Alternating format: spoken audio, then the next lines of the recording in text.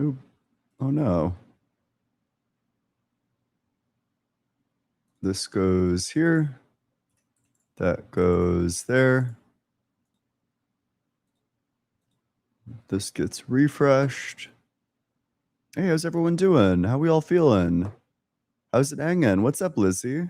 What's up, Lou? How we doing?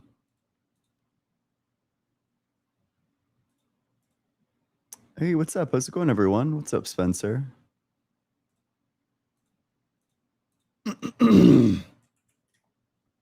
Make sure you're double tapping on that screen, sharing it with your friends, doing all the good stuff. Whoa. Excited to see us in New York? Yeah, it's going to be a great time. If you want to see me, Justin, and Blitz live in New York, it's going to be on, I think, October 10th at Bronxlandia. It is on Pangburn. It's hosted by Pangburn, so go to like the Pangburn website. Yeah, last night was a lot of fun. We, for those of you who aren't in the know, there was some dude who was being like just unbelievably rude and had like some cocky ass title. So I spent like an hour and a half just obliterating him. It wasn't a good faith debate, but it was a fun debate, that's for sure. Make sure you're double tapping on that screen, sharing it with your friends, doing all that good stuff. If you're in that guest request box, make sure that you're 18 or older. Make sure that you believe in the God of the Bible, the Torah, or the Quran. Yeah, unfortunately, the argument's just really good. I think it takes like a sophisticated model of God to get around either of the horns of the Proclus dilemma. That I think the conclusion that you're left with is that either the universe just eternally exists, or God changes. I don't think that there's any way around that. I think that there are certain models of God that are maybe compatible with one of those options. Like maybe you want to say, yeah, God changes, he's in time, or maybe like time is like an aspect of him, so he changes, or like something to that effect. Like maybe that's what you want to say. But then that has like weird things too, because it seems to commit you to like, I don't know, like these theses of time that you probably don't want to commit yourself to. You also run into problems with like relativity, like general relativity, special relativity, in terms of God being in time and there being like a preferred inertial reference frame. But then the alternative is to say that like the universe always existed. So maybe you want to say that God had just like eternally created, but God's relationship to the universe just becomes like opaque at that point, you know? All right, let's go to the very first guest.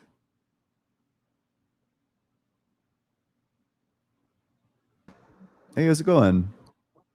Hey, what's up, man? How are you? Yeah, doing well. How old are you? I'm 33. Yep. And what religion? I'm a Christian. Yeah, what makes you think that God exists? Well, for me personally, I've just seen too much, as far as like the supernatural and miracles that have, happened in my life or others for me to deny the existence of God. Sure. I guess like what? Could you give an example? Okay, sure. So I can tell you a couple. So there was a time when, me and my church were at a church picnic, and there was a young guy that was in our youth group. He was special needs, and what happened was this park had a big rock that you could climb up, right? So he went and he climbed up this rock, and him not being special needs, he walked too close to the edge and he fell off the rock, and he hit the water, and they called the ambulance and everything, and he was pronounced dead, on arrival, on the scene and whatnot, on scene, I should say. So what we ended up doing, the church, gathered around him and began to pray. This kid had a big knot on his head. So we began to pray and call in the name of Jesus. And as we're praying, the knot disappeared on his head and he awoke and he was alive. He wasn't, dead anymore at that point, so that's just one instance. Wait, is this like reported anywhere? Do you have like some sort of like, I don't know, Um, like even like a news story about this? if it Because was, this is I'm like so implausible of a thing to happen. mhm, So I would just need right. like some sort of evidence other than like you claim it to be so. No, and I can understand that. It sounds crazy. You know what I mean? and a lot of things, the supernatural, how God operates, Well, it's done. wait, can I just get an Mhm. answer to the question like pretty straight up? I'm Like, do sorry. you have like Oh, a no, me personally, I don't. I don't know if there's something out there. If there is, I would say search up incident the park was called Lormier Park in, just around the Philadelphia area. This was probably, around 10, 12 years ago, I would say. It was a while ago that it happened, but this is eyewitness, accounts, things like that happened, you know. So, I mean, I have other stories as well, well, from is any of this going to be documented? Because I'm super not going to take your word that this dude was pronounced dead and then nobody, like Mhm. everyone just left the body there. Like the story itself No, doesn't no, even no, no, seem to no, have no, like no, no, internal no, no, no, no. I'm consistency. not saying that we left that they left, the body there or Did whatnot. What I'm the saying, did the mhm. like medical examiners, did they leave the body there Like or? they were saying that he was dead, not in the water, not in the water. Like put him Yeah. underwater and tried to, resuscitate and whatnot, but they apologized, say, he's dead, But when we said, we're gonna pray, so we prayed, and the knot on his head disappeared, went down, went But away, I and just want to get clear on the timeline. So, okay, instead of like rushing this person to like the hospital, they just leave him at the park and then you no, form like a no, prayer no, circle no, or like no. wait, where does this take place? This is Lormier Park, No, so no, I know, but why Mhm. didn't the medical examiners like take him to the hospital? He was pronounced dead on the scene. On the scene, I'd he be was pronounced surprised dead. if it wasn't like standard procedure to still take the person to the hospital. Well, before they, were able to get him we prayed before we got to that point. You understand what I'm saying? Like before, they put him in the ambulance or whatnot, and they were saying that he's dead. We gathered around him and we prayed. So that's what I'm saying to you. So I guess like what happens to the body if someone's pronounced dead on the scene? I mean, I'm not sure. I'm not a, like a medical professional. I don't know their standard procedure. All I can tell you is what happened. So, But did they take him to the hospital afterwards? no, they did not take him to the Oh, hospital I after just that. straight up don't believe you then. That's fine. You don't The have to idea believe that like me. a person was like pronounced dead on the scene and they didn't take him to the hospital after he like comes to, like, Mhm. okay, that's I like the understand. least plausible thing you've said so far. I understand that. And that if that's what you want to say or whatnot, that's totally fine.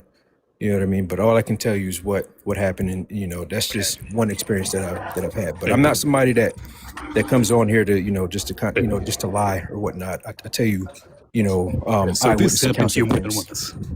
So Like this is one of multiple experiences. So this happened to you multiple times. yeah, there's a couple Oh, experiences. really? Have Yes. you thought about going into medicine? Because I I'm think sorry. you'd save thousands of people. Me? Have you No, considered I'm going not a into healer. medicine? Listen, who, me personally? I'm not a healer. You know what I'm saying? All I can say is when the church prays, things things happen. So Sure, but you could reproduce this if it happened to you multiple times. I'm Then you sorry. should be able to. If this happened to you multiple times, you should be able to No, Yo, and this is your what I'm mic is not. kind of bad. You're like blowing your mic out just a bit. Are you who's Mike? My Can you hear me mic? now? I'm just outside. Oh, okay, yeah. Can you hear me now? Yeah, it sounds better, yeah. Yeah. Sorry. So I was saying that if this happened multiple times, you should at least be able to reproduce it. I don't understand what you mean when you say reproduce it. If I've experienced something multiple times, that I know what triggers it. I'm still Because not. you would be one in billions that this happened to. Okay, so what I'm saying to I don't know what you're saying. Like you're saying I can replicate. I have You no should power. be. I If this happened to you, this doesn't happen to anybody once, and it happened to you multiple times. yes. Whether So I'm in the presence of the supernatural happening, or I pray for somebody and supernatural things happen. It's not of me. It's not me. It's my faith in God. okay, then use your faith to become a doctor and heal people. Wait, okay, so apparently first I don't responders don't understand. even pronounce dead. Like first Yeah. responders. How did they? Yeah. Just, Okay. What I how heard did was they dead pronounce on. him What dead? I What did heard they do? was what I heard was dead on the scene. You know what I mean? So And you how did know, they determine that? I'm not sure. I mean, I don't understand what What you. happened? Can you just like recall what happened? Like what happened? Yes, Step one, we were they at came. the Then what? we were at the park. Yeah. when he fell off the, that rock, that big rock, into the water, called ambulance and whatnot. They came, he was out the, pulled out the water and whatnot, and CPR, things like that, and but he was They pulled pronounced them out dead of the on water. the So scene. out of the water, they just did CPR. That is the first thing they did. Yes, CPR. So you saw them pull him out of the water and then just straight do CPR. I mean, listen, and to be fair, this was quite some time ago, so I'm not, I I would can only I tell would you like remember the if end somebody was result healed by of Jesus. what happened.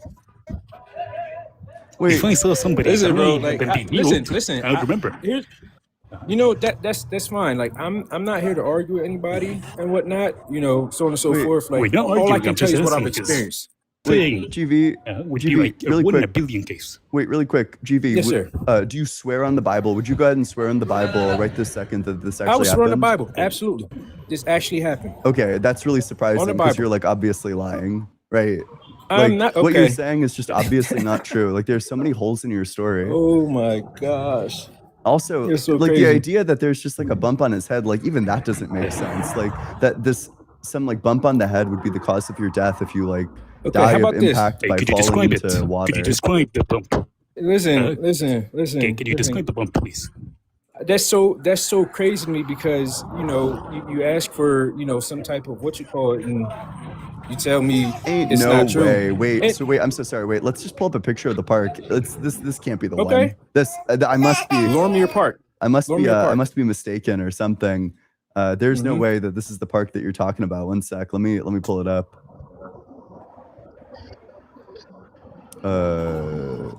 You wouldn't happen to be talking about like, is this the fall in question? No. Let me see. No, can you search up Lorimer Park rock? There's a big rock in there that guests are able to climb up. Big rock. Mm-hmm. It's just coming up with the same rock.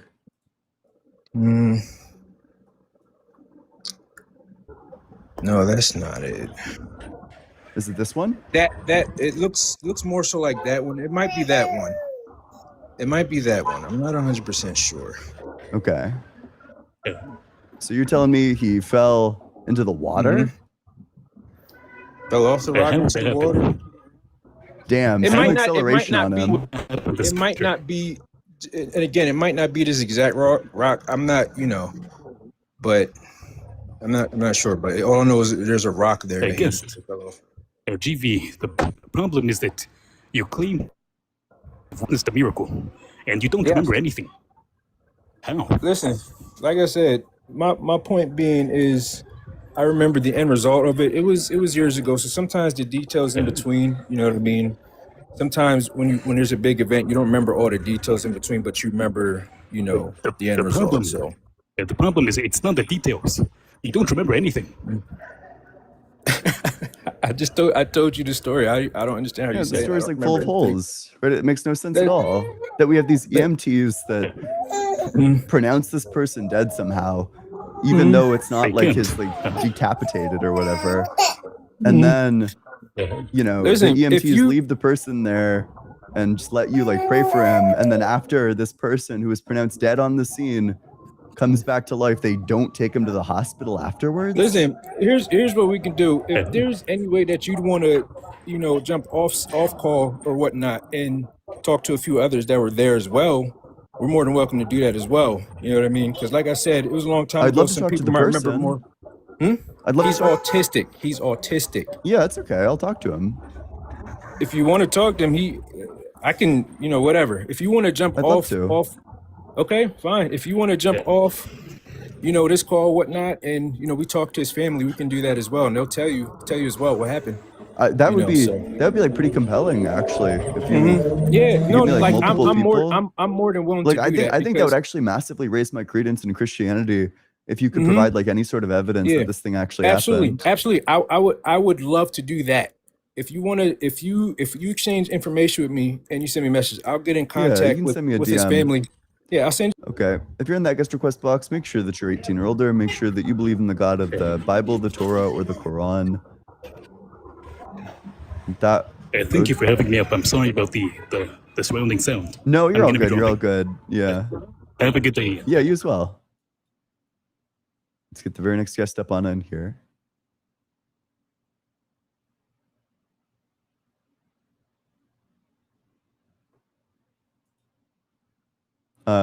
I currently have nobody requesting to join, so if you want to debate, if you think that God is real. Yo, what's going on? Hey, how's it going? How old are you? 30. Yep. And what religion? What religion? I just believe in the one God, man. Not really a religion. Is that Jesus or No, it's not Jesus. which God is it? Allah? It's just a God. I mean, I think Allah stands for God. Yeah, I guess you could call him Allah. Okay. Yeah. What makes you think that God exists?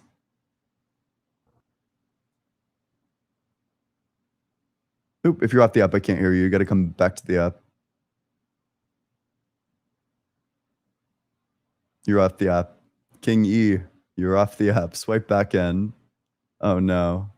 This is so sad. This guy's been trying to talk to me for a while. I think his phone died. That's actually so sad. Okay. Well, if you're in that guest request box, make sure that you're 18 or older. Make sure that you believe in the God of the Bible, the Torah, or the Quran. And with that, we'll go to the very next guest. Hey, how's it going? Yo, I'm good. How are you, man? Doing well. How old are you? 18. How old are you? I'm 25. What religion? I'm Christian Yeah, what makes you think that God exists? because nothing can be created from nothing. I agree with that. So why would I So think that God exists? why would you? Because there has to be a being that's up there that created this, because the Why? Big Bang Theory makes no sense. Hmm. Nothing, because matter, it's the state of matter is nothing can be created nor destroyed, meaning nothing can be created. So that doesn't really make any sense to me. So for Have you me, it looked has to be something. have you Go looked ahead. into the Big Bang a lot? I mean, you have like a strong opinion about it. You're saying it makes no sense, therefore God must exist. Have you looked into the Big Bang in any sort of like depth? Not really. All I know is that matter cannot be created nor destroyed, which means the Big Bang is therefore disproven.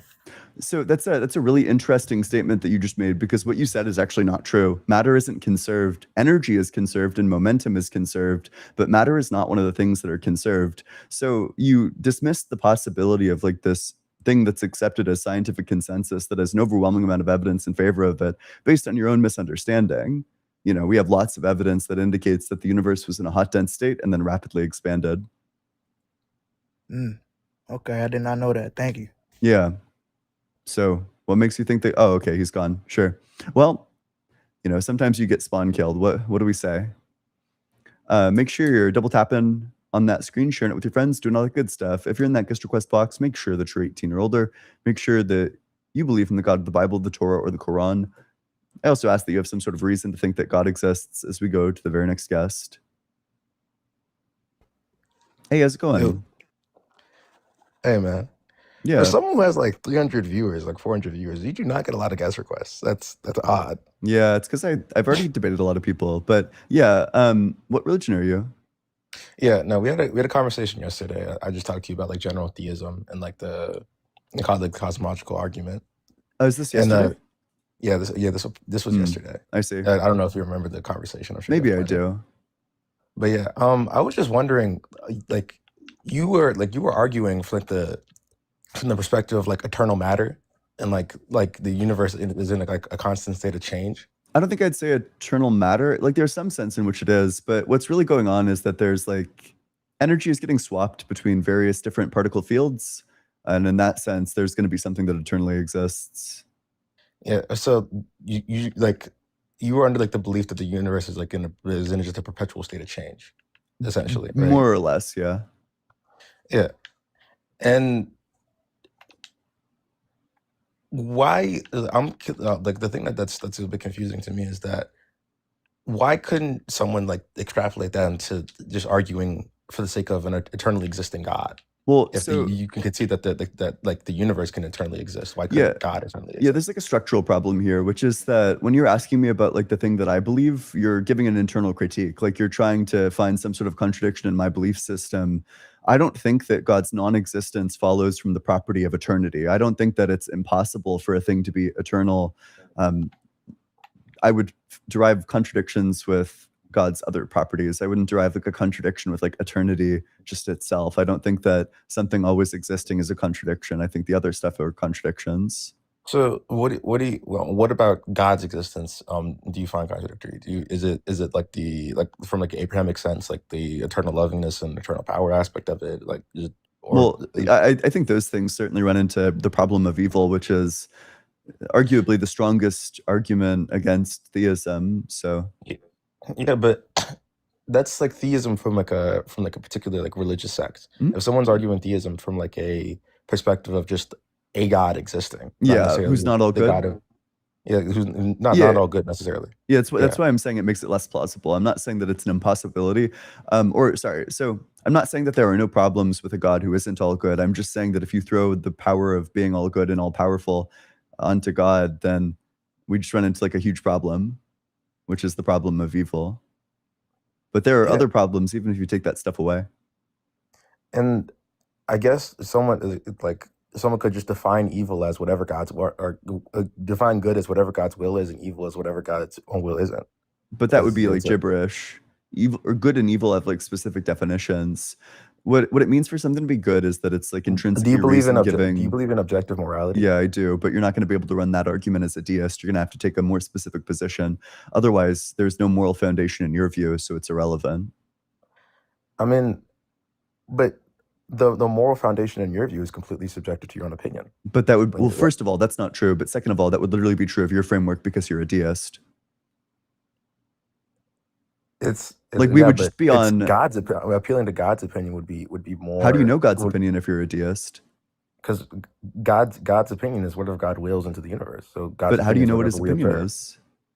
Because we observe it. Whatever is there is his opinion. It's his will. So Like the rape the- of non-king was good, It was his will. but was it I'm good? not a theist. I'm just going through this. Well, yeah. Hold on, Wait. hold on, I know wait. you're LARPing, right? But you LARPed a bit too I- close to the sun, and now you need to answer the question: do you think that the rape of non-king was good? No, I don't. Yeah, exactly. Right. So obviously, it's not going to be the case that everything that exists is good. Yeah, I'm going through the argument because I find it interesting. I guess it's not like I wouldn't classify it as LARPing. Like I feel like LARP. I feel like LARPing is a bit different. Well, here's the problem, right? Is that you for sure can't run the moral argument if you're a deist because you don't even have like a book to appeal to. Yeah, I mean, so like a general theist, they can't really go through a moral argument. But I don't think so. can understand. Yeah, but how can you as an atheist what is your moral framework? I think that you can derive certain moral truths just a priori by finding like logical contradictions and the rejection of them. How so? So, for example, I'm an agent, so I take actions to achieve goals. But in order to achieve any of my goals, I would need my freedom and well-being. If something's necessary to achieve my goal, then I have a reason to do it, which is to say that I ought to do it. Therefore, I ought have my freedom and well-being. If I ought have it, you ought not interfere with that. If you ought not interfere with that, then I'm claiming a right to it.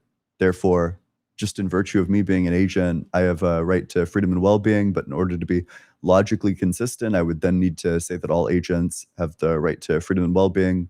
So everyone has a right to freedom and well-being. Yeah, that I'm not gonna lie. I cannot pick up on your argument just off of like the Yeah. first verbal Okay. exchange, but like I get the general gist of it. Yeah. But yeah, that's interesting. Yep. All right, I appreciate you having me up here. Yeah. Hey, thanks so Even much. though it's slim pickings, but That's okay. Thanks so much for coming on. I appreciate you. Hey, if you're in that guest request box, make sure that you're 18 or older. Make sure that you believe in the God of the Bible, the Torah, or the Quran. You can be a deist as well. That's fine. I don't mind that. And with that, we will go to the very next guest. Hey, how's it going? I'm good. Yep. How old are you?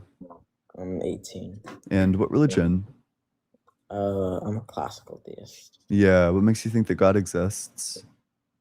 Yeah, I just think that there's like a higher posterior probability for life permitting conditions for theism than under naturalism. Yeah, sure. I guess like why would we expect life under your view?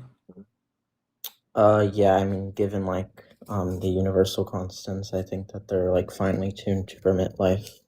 But why is that expected under your view?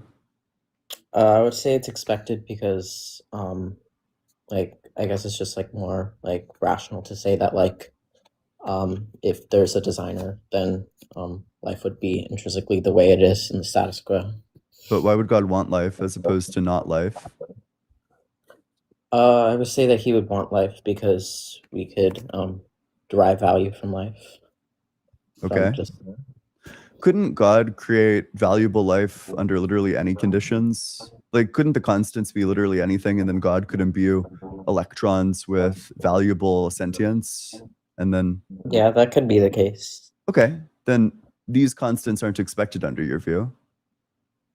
I mean, I would say that given the constants, we can interpret that it's more life permitting. But But I wouldn't say that like it's necessarily expected that we would like have like a higher like I guess opposed to naturalism. I don't think that there's like a higher chance that like life is the way that it is right now. I think that life permitting conditions are obviously much higher than under theism. sure. So here's the problem is that in order to get the argument off the ground, in order for the fine tuning of the universe to be evidence in favor of theism, you're going to need to say that these specific constants are required in order to have valuable life. When you concede that these constants, that literally any constant would be required, like would permit valuable life under your view, then suddenly we have literally no reason to expect these constants over some other constant because God could make life out of anything. Yeah, I mean, it's just the counter argument that it's like arbitrary. It's that it's not expected under your view that we would have these constants as opposed to some other because God could get the thing that he wants, valuable life, out of literally any constants. So the fact that he chose these ones as opposed to some other constants means that God has finely tuned desires. So you didn't really explain anything. I mean, yeah, I would say that if it's like if there's like specific constants that are finely tuned, it doesn't have to be like given like our universe. It could just be like any specific finely tuned constant for life would ought be necessitated or contingent upon like a designer, and I would say that designer would have to be God. What would a not finely tuned universe look like? Probably not like an unstable universe, like one that's like completely collapsed, like matter is like completely collapsed. Yeah, Gravity. but in this, couldn't God just slow down or like maybe speed up like experiences of the creatures within it and then just give like all of those individual particles minds and valuable experiences? So even in this state, even in like the not finely tuned state, God could get exactly what he wants from what you're claiming this universe. So it seems like there's no reason why God would prefer this universe over that universe. I mean, I would say that like there's obviously multiple like ways that like the universe could have been, and I would say that like all these like hypotheticals would be more expected like than like under theism because I just don't see no need for design like under naturalism. Well, I obviously don't grant design, but that just doesn't respond at all. Why would we expect God to create humans as opposed to electrons and love? I mean, aren't we electrons and stuff? No, Aren't like human atoms not like composed of electrons? we are composed of electrons. When I say electrons and love, I'm talking about in one of these unstable universes, there's going to be arrays of electrons. You agree God could just imbue a bunch of electrons with minds and then allow them to form relationships and friendships and like worship him and have like a valuable conscious experience. So why would God value humans over electrons and love? I mean, I never made the claim that he values like specifically humans. I'm just saying that life permitting conditions, like given like organisms that exist here, are due to design. I'm not like saying that like God specifically imbued humans with like rationality or made us the rational kind on purpose. I'm just saying that life permitting conditions would be granted under this. On your view, every set of conditions is a life permitting condition. Yeah, I mean that wouldn't include Then like these making conditions humans are not rational. uniquely life. permitting. So there's no reason why we would expect these conditions over other conditions. Wait, why wouldn't these conditions be uniquely life permitting? Because every set of conditions under your view is life permitting. Yeah, I mean, wait, am I arguing for a specific set of life permitting conditions? Yeah, the finely tuned constants. Yeah, the finely tuned universal constants are life permitting. So you agree then that you are arguing for this specific set of constants? Yeah, I mean, I don't think that there's any like other hypothetical universe that could exist. I don't hold You to already the agreed that there hypothetical. is, that God could make Yeah, when I say life that in there's any universe. when I say that there's possible worlds, I don't mean that there's like another universe. Like there's just like things that could have been. Yeah, exactly. So we would need some reason to expect this form as opposed to one of the other forms. The way that the argument's supposed to work is that these constants are evidence in favor of God, because if they were even slightly different, then the universe would be in like one of those unstable states where atoms themselves wouldn't form. There would be electrons whizzing around and like muons whizzing around, but there wouldn't be atoms themselves, and there certainly wouldn't be like complex structures. But it's expected under theism, because then with these complex structures, you know, they're necessary for life. Except the problem is that that last step isn't true. Under theism, these constants could be literally anything, and you could still get these morally valuable agents. Yeah, I think that you could still achieve like morally valuable agents given the concepts that we already have. I would still say that still grants like life permitting conditions under theism. So I don't really know what's the defeater. Yeah, insofar as these specific finely tuned constants are expected, you wouldn't expect anything about the constants at all, actually, because all of them are life permitting. I mean, You are need you just some saying like it's reason to analytic? think- Are you saying it's analytically true that they're life permitting? No, that's obviously like a synthetic claim. Okay, so are you just saying that like in every possible world that I'm utilizing the term life permitting conditions under theism, that it would be suitable for like given the universal Okay. constants? There seems to be a lot of confusion here. So my claim is that under theism, no matter what the constants are, God can produce morally valuable life. So there's no reason to think that God would select these constants if what God wants is morally valuable life, because he can get that from anything. Like, okay, picture that you Wait. want to go and buy like a Slurpee from 7-Eleven. That requires going to any 7-Eleven. So if you, with your desire to get a Slurpee, went to like the 7-Eleven that's like 1,000 miles away from you, it's just not very expected that you would do that, insofar as you could get what you wanted from literally any 7-Eleven. So the Yeah, I fact that think- you went to that one would just be not very expected on your view. Well, if I say that it's necessary that the universal constants are the way that they are for life permitting conditions, I'm not arguing that there's any other way that they could have been. But you It's- do think that there's... Oh, well, if you don't think that the constants could have been any other way, then you just concede that they're necessary. Yeah, I think that they are necessary in accordance to the will of God. Oh, wait, sorry, what does that mean? Does God not have free will? No, I think that's just it binded with his nature. Okay, so does he have the free will to have made different constants? No. Oh, well, then it's just necessary. Like, these constants are necessary on your view. So then the naturalist can just say that these constants are necessary. Yeah, I would say that they're necessary due to God's binded nature with the constants. I could say that they're necessary in virtue of the wave function as a naturalist.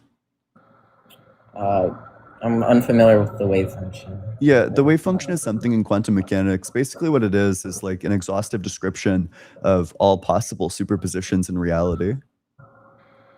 Okay, so, I mean, are you just saying that, like, the universal constants are binded to, like, well, I'm confused, like, what is, like, all possible superpositions? Like, So, okay, in quantum mechanics, there are these things called superpositions. When something enters into a quantum state, there are various measurement outcomes depending on what you're trying to measure that it could be in.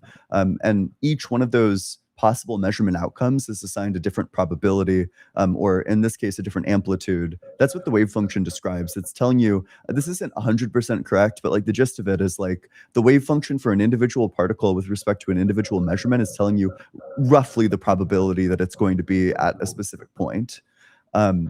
So what the universal wave function describes is the probability that anything, or it roughly describes the probability of anything being at a specific point, or Okay. finding like a specific measurement outcome.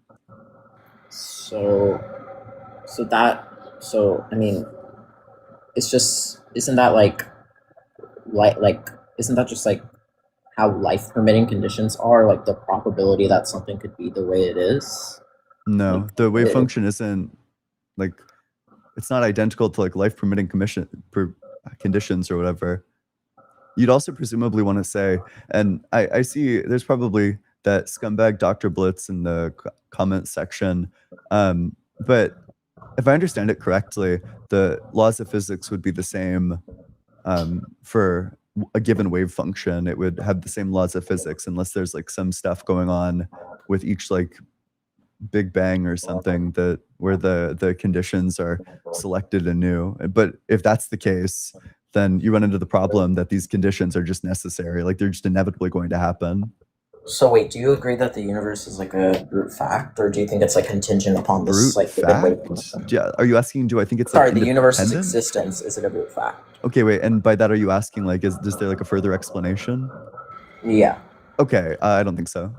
I think that there's So- like probably like an explanation for why it exists as opposed to not existing. that- That explanation would just be that it's necessary insofar as there's going to be certain like necessary objects, self-consistent objects, for example, are going to be necessary, and the wave function is one of those. Wait, so the reason why the universe exists is because it's necessary, like, and then Because the the reason thing that it's grounded in is necessary. okay, and the wave function is the necessary thing, right? Yeah, it's a necessary thing, yeah. Okay. Oop, if you're up. I just have like no internal critique on that, I guess. So. Okay. Yeah, you should look into the view. Is there anything else you wanted to talk about? No.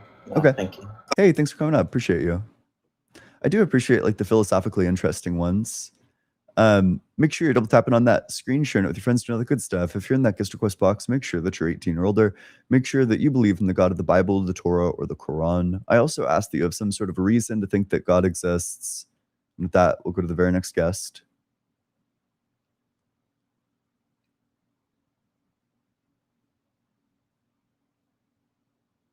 I'm going in order. Prioritize. Oop. Hello. How's it going, Patrick? Hello, can you hear me? Yep. How old are you? Oh man, I'm 29. I just want to say I seen you debating with many people for the past like week and a half, and I've been trying to get in touch with you. Just to say this, I was about to become an atheist too, and let me tell you something. Yeah. Tell me something. That's a very bad thing to do. Oh, yeah. Why? Let me explain. Okay, hold up. Yeah. I'll tell you why I believe in the God of the Bible, right? And then you can give me your spill, right? Okay. Okay, so when I was a little younger, I was like, I don't know, 20, right? I woke up and it was just, a thought in my head to start doing something. So I started doing like a cleaning thing, right? It took me 2.5, 3 days. And I got done with the cleaning of, my mom was a real bad hoarder. And thank God I don't live with my mom no more. But, after I got done, I began to, think I deserved a reward. So I was on my way. I don't know if you know what a cigarette is, whatever, but Never heard of I went it. to go find, okay, so I was dirt poor, right? And I went to go find 3 cigarette snacks, which is pretty much the butt end of a cigarette, right? So at the beginning of this trip, right, I began to think to myself, what was this worth? Okay, let's go to the very next guest. Let's get the very next guest on up in here. Hey, how's it going? Hi. Yep. How old are you? So I'm in my 20s. Yep. Since I'm a woman, I'm not going to divulge my actual age, but I'm in my 20s. Okay, sure. What religion are you? So I believe in the Bible. Hmm? Mind you, I am not strongly religious, but I definitely believe that there's something controlling the way of the world, right? Yeah, why would you think that? I mean, I might agree with you, but maybe it's something like the particle fields, like the things that modern day physics studies. Maybe those are the things that are controlling the world. I'm not sure why I would think that it's God. Well, knowledge has to come from somewhere. So let's start from there. Sure. We don't have knowledge out of the blue. There's something that we learn over time through trial and error. Mhm. Now, where did we get this ability to go through that trial and error? Who gave us a place to start with that?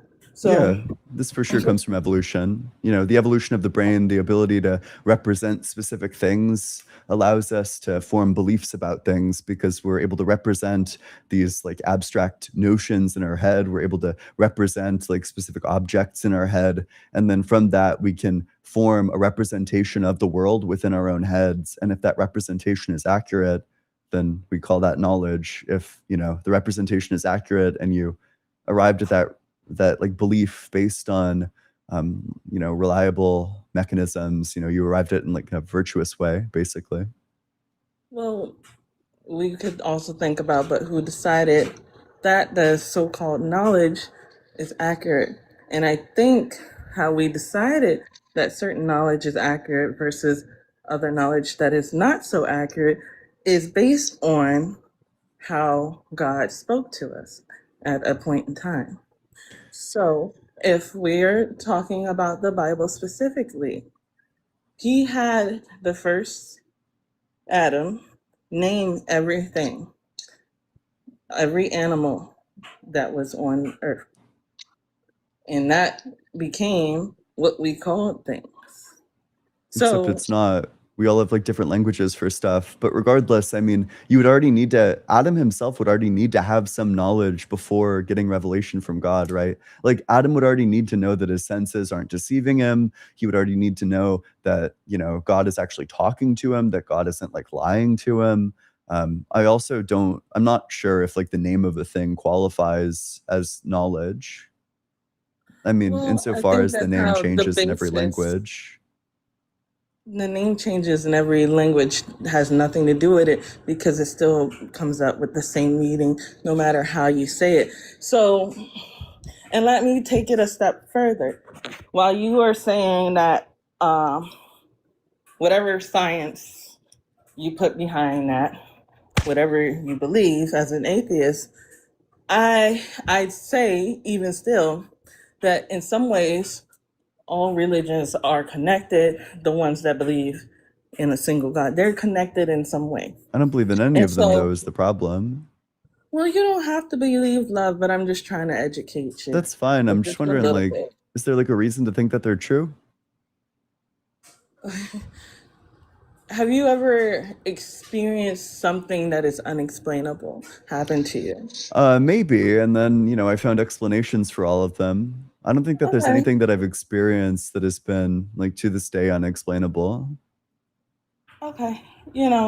Some things are explainable, but some people put meaning behind that. And I guess you have nothing to fear that way. And so it's okay to believe what you believe. Mhm. Well, but I guess my concern is that if I were to just start ascribing meaning where it doesn't actually exist, that I would come away with like an inaccurate view of the world, that the world would operate in like a fundamentally different way than how I think it Yeah, does. If I I start agree. thinking that That the makes sense. world is inclined to, I don't know, work out, in all of my endeavors, I just think that that's an inaccurate view of the world. Well, so then my question is for you, is this what is your takeaway for what happens to you after death? That is where this religion comes in, Mhm. really for that purpose. Yeah. I think that it's similar to how it was before you were alive, that it's just a state of non-existence. You don't experience anything. There isn't even really a you at that point anymore. And I think that it's important to grapple with that fact because it's important to understand that this is your life. This is what you get. There is nothing but this life. So you shouldn't be living for a future life. You should be making the most out of this one. I think you can do that in both ways, though. Even if you believe in something, you can live your life to the fullest while following a religion. I do truly believe that. But if you dedicate yourself to something that's false, then did you really live life to the fullest? If it helped you live more peacefully, then I think it does. I guess that It's sounds. like think about it this way. You don't have to like believe what you believe, honestly. But some people, it is too much to think the way you think. You know what I'm saying? And hear me out. People can't grapple with the fact that there's nothing after that. They can't believe that. So I'm not saying you're completely wrong, but I think it's safer bet to believe in something and feel that peace of mind that, hey, I'm living my life with purpose, and I know that, or at least think that there's something waiting for me, and I do not have to fear every day of my life thinking about what might happen. I mean, I agree. For those of us who can't cope with like the truth of accurate reality, they certainly can make up things to believe in that make them feel better. I just don't think that something helping you cope means that that thing is true per se. I think that there's going to be many instances where it's false, and I think many people do a lot of things. Whenever we're upset, we convince ourselves of a lot of false things to make us less upset.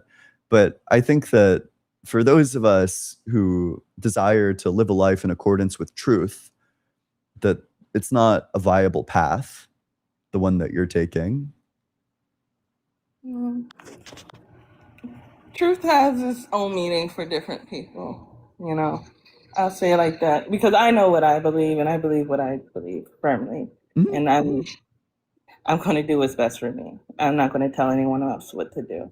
But Yeah. I just want to speak what I have to say about it. Yep. And for those of you who have stuff to say about it that's not really nice, like you don't know God. So, okay, you just made an interesting claim there. You said essentially that like all truth is relative, but is the claim that all truth is relative, is that absolutely true, or is that itself just relatively true? Well, I think a lot of things are actually relative if you think about it, because everyone's going to have a different perspective of what their truth is. And so there's nobody on this earth that's ever going to know the full truth aside from an outside being. I don't really think that answered my question. I'm just trying to assess, when you tell me that all truth is relative, should I take that to be an absolute truth, or is that to a relative truth? Yeah, that doesn't make sense. I mean, I kind of agree, right? I think that truth is absolute. There are things that are opinions, but I just don't think that those things even qualify under the label of truth. I don't think that it's like truth apt to say that strawberry ice cream is like the best flavor of ice cream.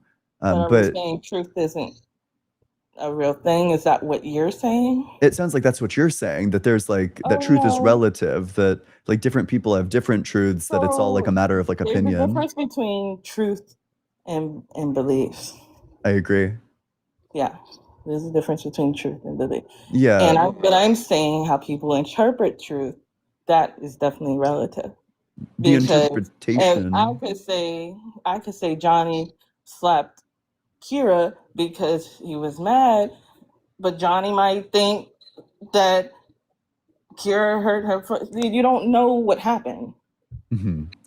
You don't know what happened. Do you think there's like some underlying fact of the matter about whether or not God exists? Or do you think it's just like a matter of opinion?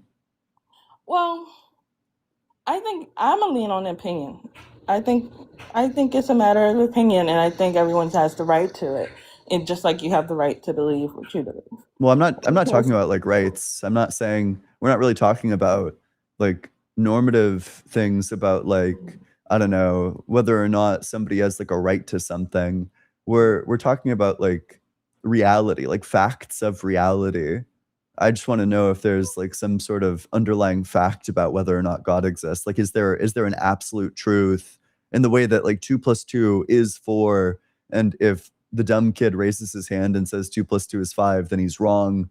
You know, is that like the belief in God, or do you think a belief in God is more like believing that strawberry ice cream is the best flavor of ice cream? I'd say neither. I'd say Bold. neither. I'm saying that because the belief in God is basically faith. You know, But do you it's neither, because Mhm. it's to the person who believes that it is fact. It's fact to them. The people that believe, but it's not the same as saying strawberry ice cream is my favorite flavor. That it's not the same as that. Do you think faith gives us justification in our beliefs? Like, do you think you can know something just by having faith in it? I say through manifestation, yeah. And I believe in manifestation. Well, okay, let's say that I had faith that like stealing things is actually totally fine. Would that make it okay to then go and steal things? And see, that's a whole different thing, because I think that goes into psychology, right? And hear me out real briefly. I believe how you are raised influences your moral compass, Mhm. your moral compass. So if you were raised around people that taught you to steal, you're going to think stealing is right. So you're raised by people who believe a certain religion, you're going to think that religion's right. You know what I'm saying? Yeah, So I I do. think it's a psychological thing.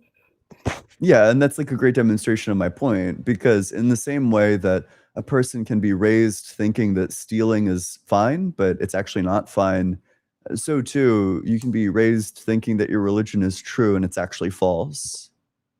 There's always going to be that possibility, and that's where faith comes in. You either have it or you don't, love. I guess the question that's like interesting to me is whether or not there's any evidence for it.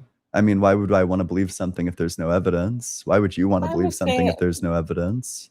there's no tangible evidence, but I have my own thing that I see as evidence that's personal to me that I'm not going to really say, because it's not going to apply to everybody. And I feel Okay. like people have their own experiences that they take, and they take that and hold on to it, and that's how they believe in God.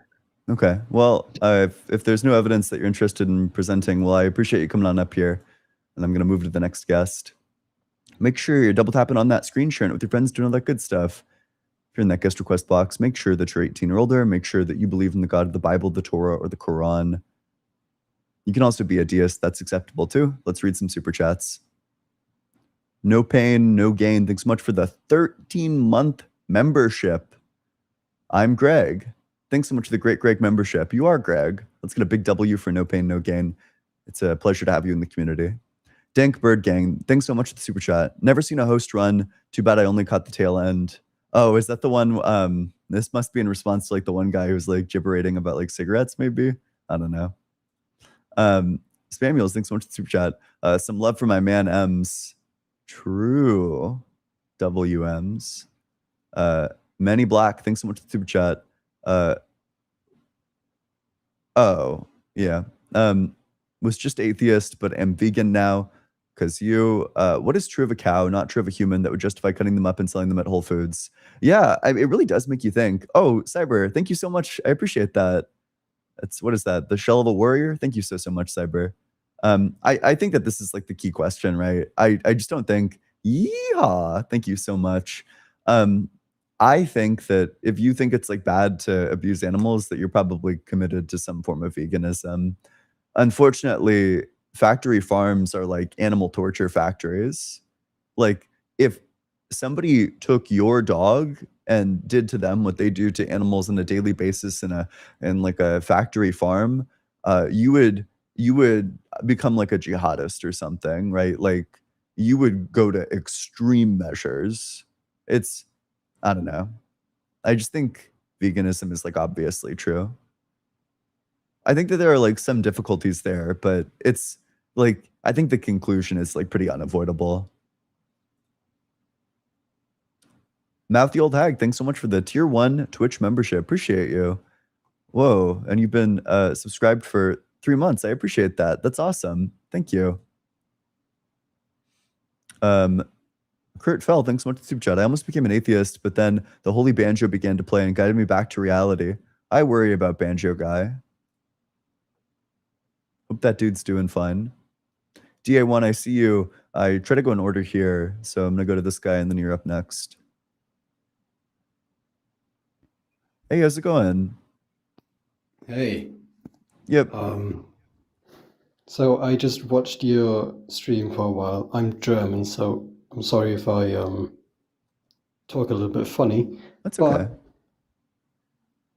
but I don't even really know why I'm in this call, but I would say I'm a theist, but that is kind of hard for me to define. So I would like to ask you what you think God is. Yeah, I think the essential feature of God is that God is he's like a mind, and he's the ultimate foundation of reality. That if you were to trace back all of the causes to their effects and those effects to their causes, if you just trace the chain of causes back, you'd arrive at God. If you trace the chain of like metaphysical dependence back, you would arrive at God too. Like if you were to trace back like consciousness is kind of strange. Maybe consciousness reduces to like the brain, and maybe the brain reduces to like atoms, and maybe those atoms reduce to excitations and particle fields. But if you kept on tracing, like it's not really like a causal chain, but if you kept on tracing like that chain back, then you'd arrive at God too. So that's what an ultimate being means, is that you can trace back like all these chains of existence and then arrive at that thing. So I think that God is the ultimate foundation. He's the thing that all things depend on for their existence, and he has a mind.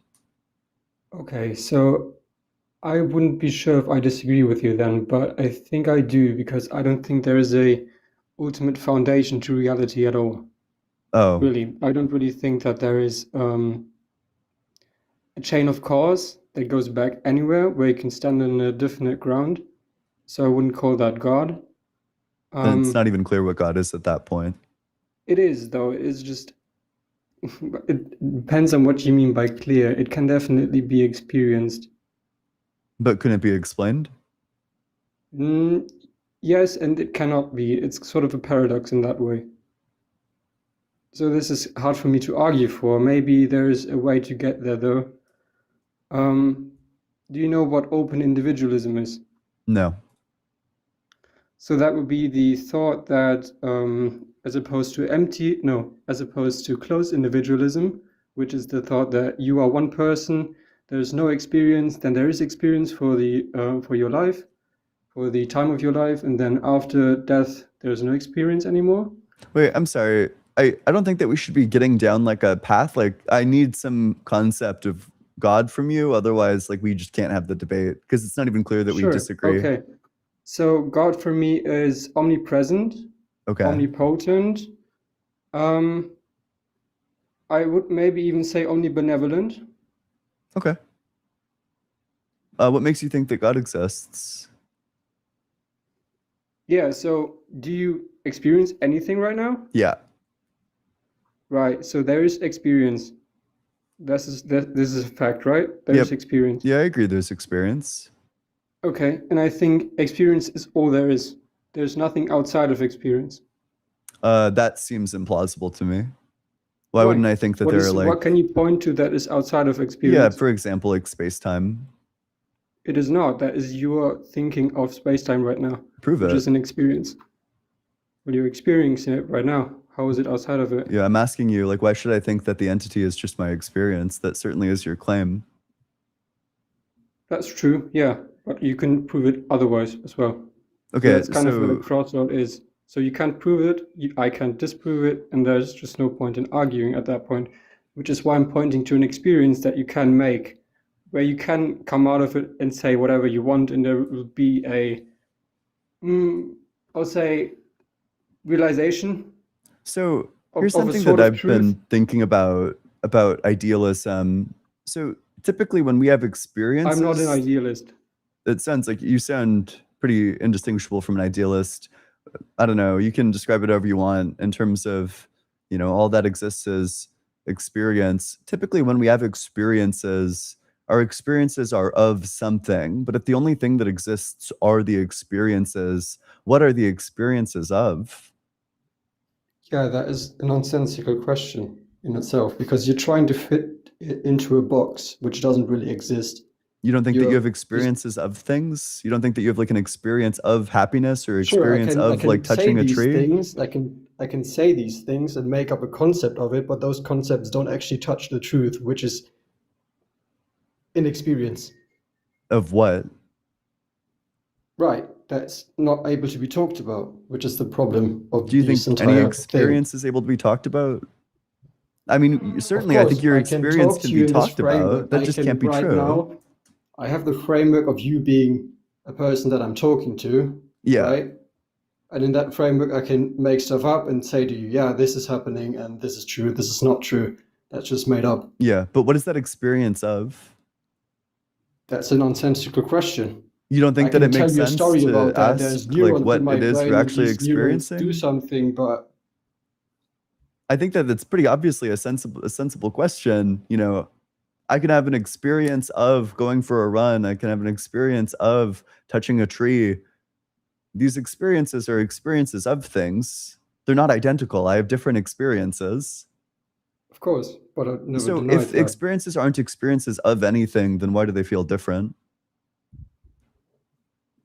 Why wouldn't they? Because there's no object that's different between them.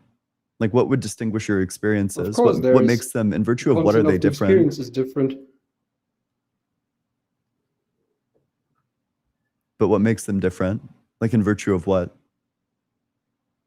There is no answer to that. Okay, then I just think that my view has like way more explanatory power because I can explain why all these experiences, why the experience of touching a I tree is very can different do from the that too. experience I of just drinking don't think water. they're It absolutely is very true. different from the experience of, you know, feeling happy. That because my claim is that there is an external reality, there is something for the experiences, in my view, to map onto. They're experiences of these objects that are distinct from the experience. Right, but I'm not denying that. I can also say that those things are concepts which are valid and applicable. I'm not saying they're ultimately Concepts true. of what?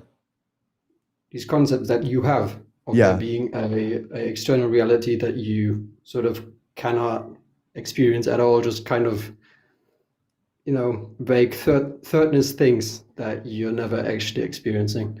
Wait, and are the concepts themselves experiences? What? Like, No, is I'm the talking to you concept about of like a bachelor an experience? no, because you said experiences have to be made of something, right?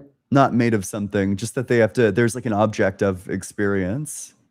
Sure. Oh, okay. Then I think we're just talking past each other. I'm sorry. As I told you, it's not my first language, but That's okay.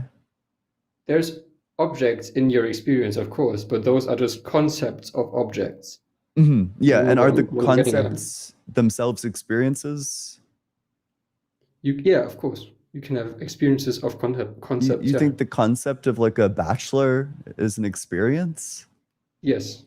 Okay, I just think that that's like extremely unintuitive. That sounds like gibberish to me, saying that a bachelor, like the concept itself, bachelor is an experience.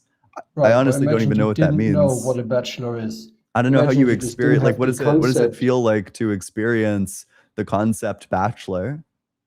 Right, because imagine you didn't know what a bachelor is. Ooh, And someone you does know switched what a it from bachelor the is. concept itself to knowledge of the concept.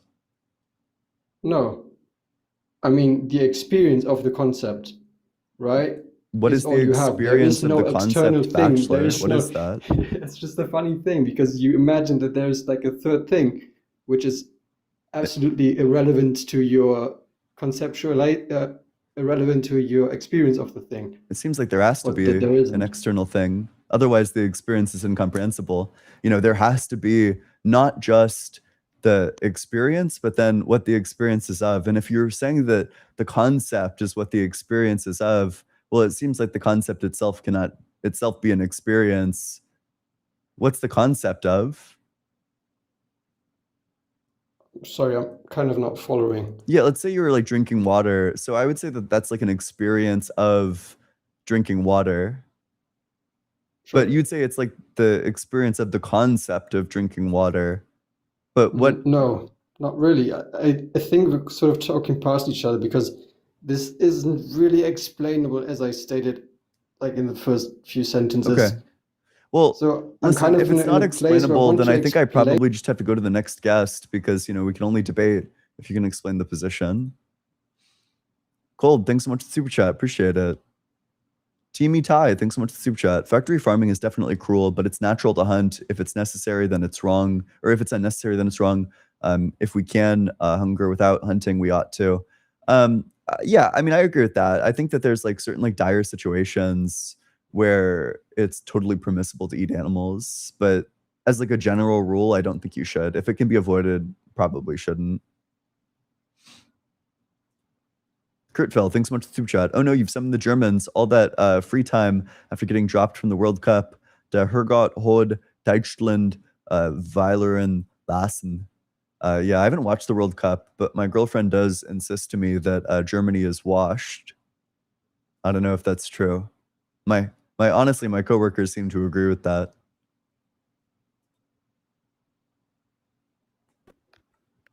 Hey, how's it going? Oh, it's good. Oh, you got to be 18 or older. Sorry, bud. If you're not 18 or older, don't request to join.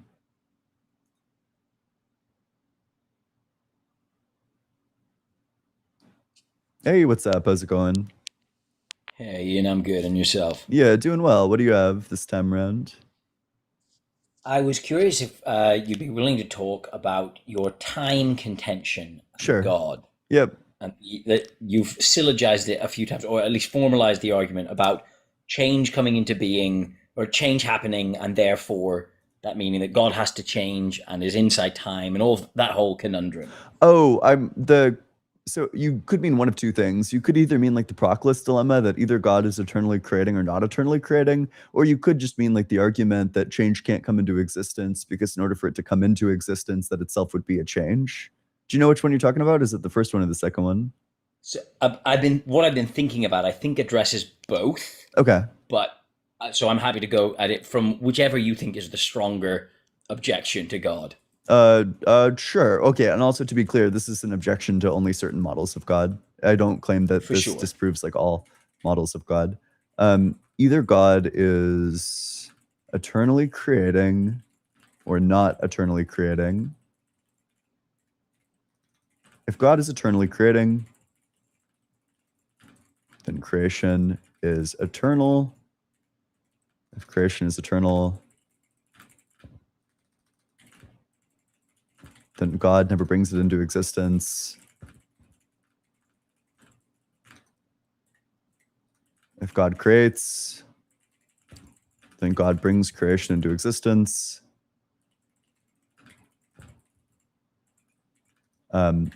But, okay, if God is not eternally creating,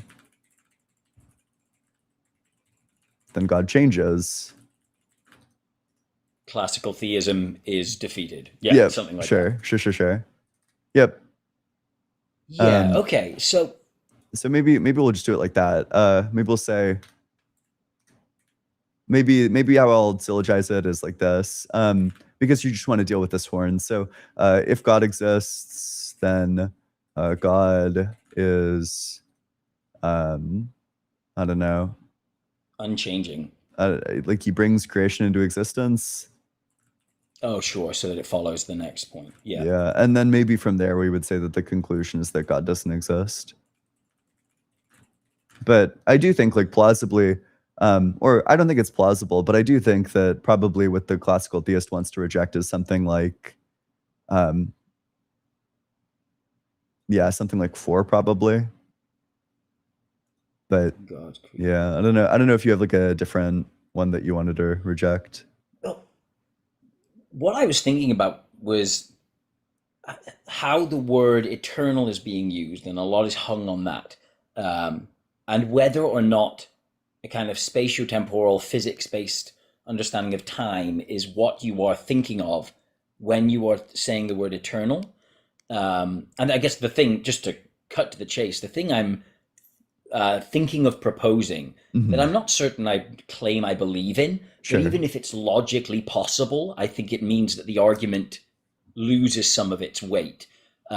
If we are proposing time as a spatiotemporal dimension, if we were to posit extra dimensions of time, do you think that changes the way that this syllogism works? Not quite. So my understanding of time, this is a great opportunity for me to pull up my writing tablet or like my drawing tablet. Let me go ahead and well, first of all, actually, I should probably go ahead and find the.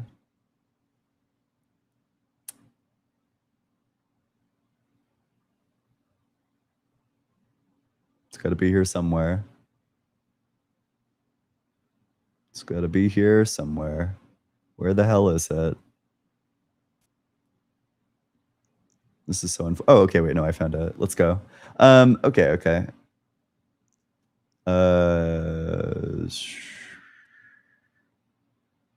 Screen share.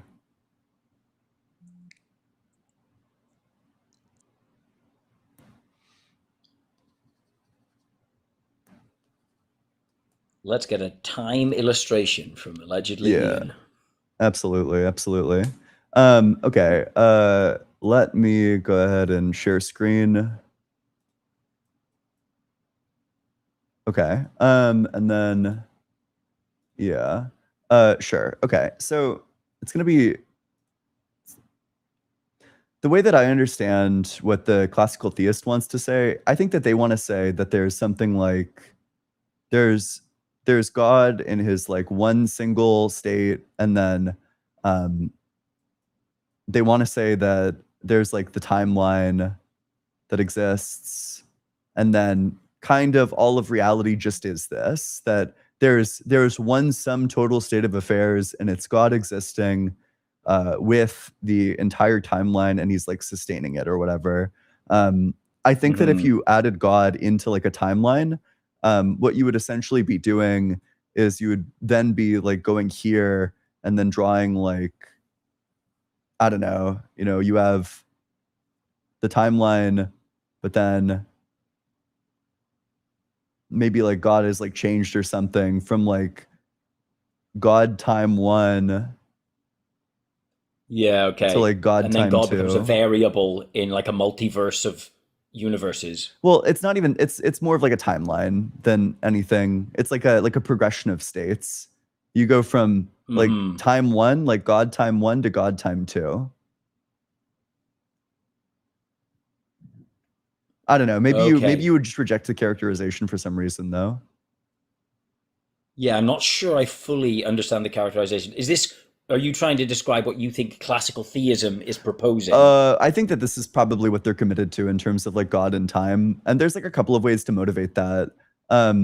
So you want to say like God is changing, he's unchanging in his knowledge, but his knowledge is like the sum total state of affairs of reality. So in order for that to make sense, you would kind of just need the sum total state of reality to not change. Like the sum total state of affairs of reality would need to be unchanging. And I think the only coherent model of that is like this thing up here, where there's just one state of affairs and you can divide it into like a timeline with like different moments. But there's just like one state of affairs and God exists with it. Like a B theory of time? Yeah. Where everything is, for sure. I for sure think that the classical theist is B committed. Theory. I for sure think the classical theist is committed to B theory. I think there's hilariously, William Lane Craig rejects it, and I think it's ridiculous. But yes, I agree with you. His model is very silly, though. So yeah, I agree. Yeah, I think that this is probably what the classical theist wants to say, and then you would just say that like God exists, and then creation eternally exists, and then the sense in which God has created eternal, we're talking about things that aren't on the timeline. We're talking about like outside of the normal affair of times. Yeah, okay. Which means it doesn't. Let me like things like like having momentum and mass and location relative to other things is not what we're talking about when we're talking about time, which is required within our normal understanding, right? Yeah. 1 sec. Let me draw a picture to contrast this view with like the view that I think doesn't get off the ground. So okay, we're gonna make this moment 2 now. This is gonna be our. Before you go on, can I make one alteration to how I would propose my understanding of classical theism slightly differently to that proposed it? Yeah. God is not something that is within reality. Oh, you don't want to say that. God there's some eternal moment in which all possibility is actually within time, all of within God. All that could be and all that is in God, and then it, from our perspective, it expresses itself in moments, but God is also reality. He doesn't exist in some potential space or like conceptual space. God is the totality. And are you saying that that's true of like every moment or just one moment? I think that is ultimate truth of every moment. Yeah. Okay. Yeah, I think that that's probably what the classical theist is committed to saying. But okay, here's the model that some people hold to, and I think that this is an incoherent model if you're God. Okay, because we have God and he goes from knowing, this is his knowledge, creation doesn't exist, which is true because it doesn't, right? And then he creates, and now suddenly, I'm sorry, it looks like I'm giving God like anal beads. I'm sorry. One sec. Let me. It could have been a rosary. I don't know. It could be really respectful. It's okay. Yeah. Creation does exist.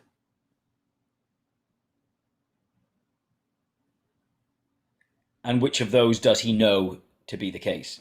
Yeah, I think this is ultimately the problem with an immutable God, like a God whose knowledge doesn't change, but then one where there is like a moment where God exists, but then creation doesn't. Like if there's a state of affairs of reality where God exists and then creation doesn't, and then God brings it into existence in like the next state of reality, then it just seems like God's knowledge must change. So in order to have the immutable God, I think that what you require is just, I think that this state of reality is a non-starter. I think all you have is like the state of reality down here. And do you think that applies to the syllogism earlier to mean that there's never been a moment where God wasn't creating? I think that what you want to say is that ultimately there's one state of reality, which it kind of sounds like is the thing that you were trying to say earlier, that ultimately there's a single state of reality. And with this single state of reality, there's God and there's creation, and then creation depends on God. Yes, but I guess the question, I'm trying to steal mine here, would be, so did God need to create? Could God have done otherwise? And then that throws in a whole other like space of potential and questions about his will, and then a like possible other world where the universe doesn't exist. What does that even mean? Would you go that way, or? Yeah. Wait. So that's really interesting. Let me So let's make this not creation. Instead, let's say. I think that if you want to somehow try to preserve God's like free will, then what you're going to end up with is something like this. You're going to have. Well, first of all, I think that it's probably like a dead on arrival project for classical theism anyway because of divine simplicity. But in terms we've spoken about that briefly before. Yeah. But maybe what you want to say, if there's like some way to salvage it, you want to say that there's like possible world 1, and this is the possible world where God does not choose to create, and then you have like possible world 2, and this is the one where he chooses to create. I think we've swapped positions all of a sudden, and you're arguing my point and I'm doing yours. But yes, something like what you're saying, I think, is related to what I was going to bring up about like extra dimensions of time, which I don't really mean time in the simple like physics sense of time, but more in like a possible worlds thing. If God can move in like 4 dimensions of possible times, like possible worlds, and is inhabiting and actually contains all of the potential for all possible dimensions of time, that is all possible worlds. Wait, can you say that again? I'm not sure I understand. I think I was with you for a second and then I lost you. I was basically mixing the metaphor I was drawing on earlier. I think I'm following what you're saying. Yeah. I'm happy to abandon that rather than try to mix them. Yeah. That's okay. So I still think that there's like some weirdness going on with even like this model where I don't know. It seems like okay. I Actually, would say at the I don't know very if there least, God is. knows what Yeah. it would be like if God didn't create. So possible Yeah, world yeah. one, Oh, that's depending on a what we big. mean That's by actually a big real, problem. Are you familiar with the God aloneness knows, problem? not by that name at least. It's another critique of divine simplicity. It's kind of along the same lines as the other one, but it's basically that. So okay, in possible world one where God doesn't create, God knows. God knows contingently. There could have been creation.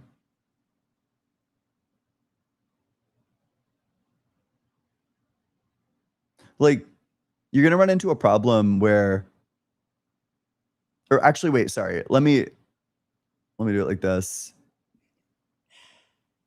Creation doesn't The exist. beads are still cracking me up, man. Yeah, sorry. It doesn't. Okay, so creation doesn't exist. I have horrible handwriting. You'll have to forgive me. I can decipher. Yeah, creation does exist. So God's knowledge, God as contingent knowledge is a problem. It's called the aloneness problem. Just that whether or not God knows that creation exists as opposed to not existing becomes contingent. So I think from the perspective that we're trying to propose here, though, it's difficult to define what we could even mean by real or exists. We're not talking about existence in the same sense that we're talking about exists within the universe as we know it and define it, are we? I would think that we are. I'm not really sure what else we would be talking about. So I'm not sure what else we'd be talking about. In some sense, I agree with that because I'm not sure how we would talk about anything else, what faculty or vocabulary we would draw on to talk about something else that isn't derivative of the universe as we are in it.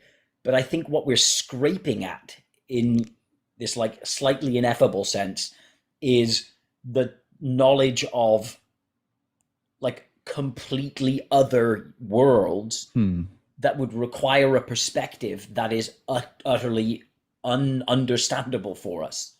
So, okay, I understand that like the classical theist wants to do this, but I think that in this specific regard, you probably don't want to say this because otherwise, so I'd like to think that I know that the world exists. I think the classical theist needs to say that agree. God has the same piece of knowledge. Otherwise, you end up saying that I know a thing that God doesn't. Yes, I affirm everything you just said. Yep. You would affirm that God knows that I know a thing that God doesn't? Oh, no. Okay, sure. Yeah, no, I don't affirm that. Yeah, sure. I was affirming the problem you were putting forward and the, that you know the world exists and God also knows the world exists. Yeah. Yep. But then God wouldn't have known that had he chosen not to create, right?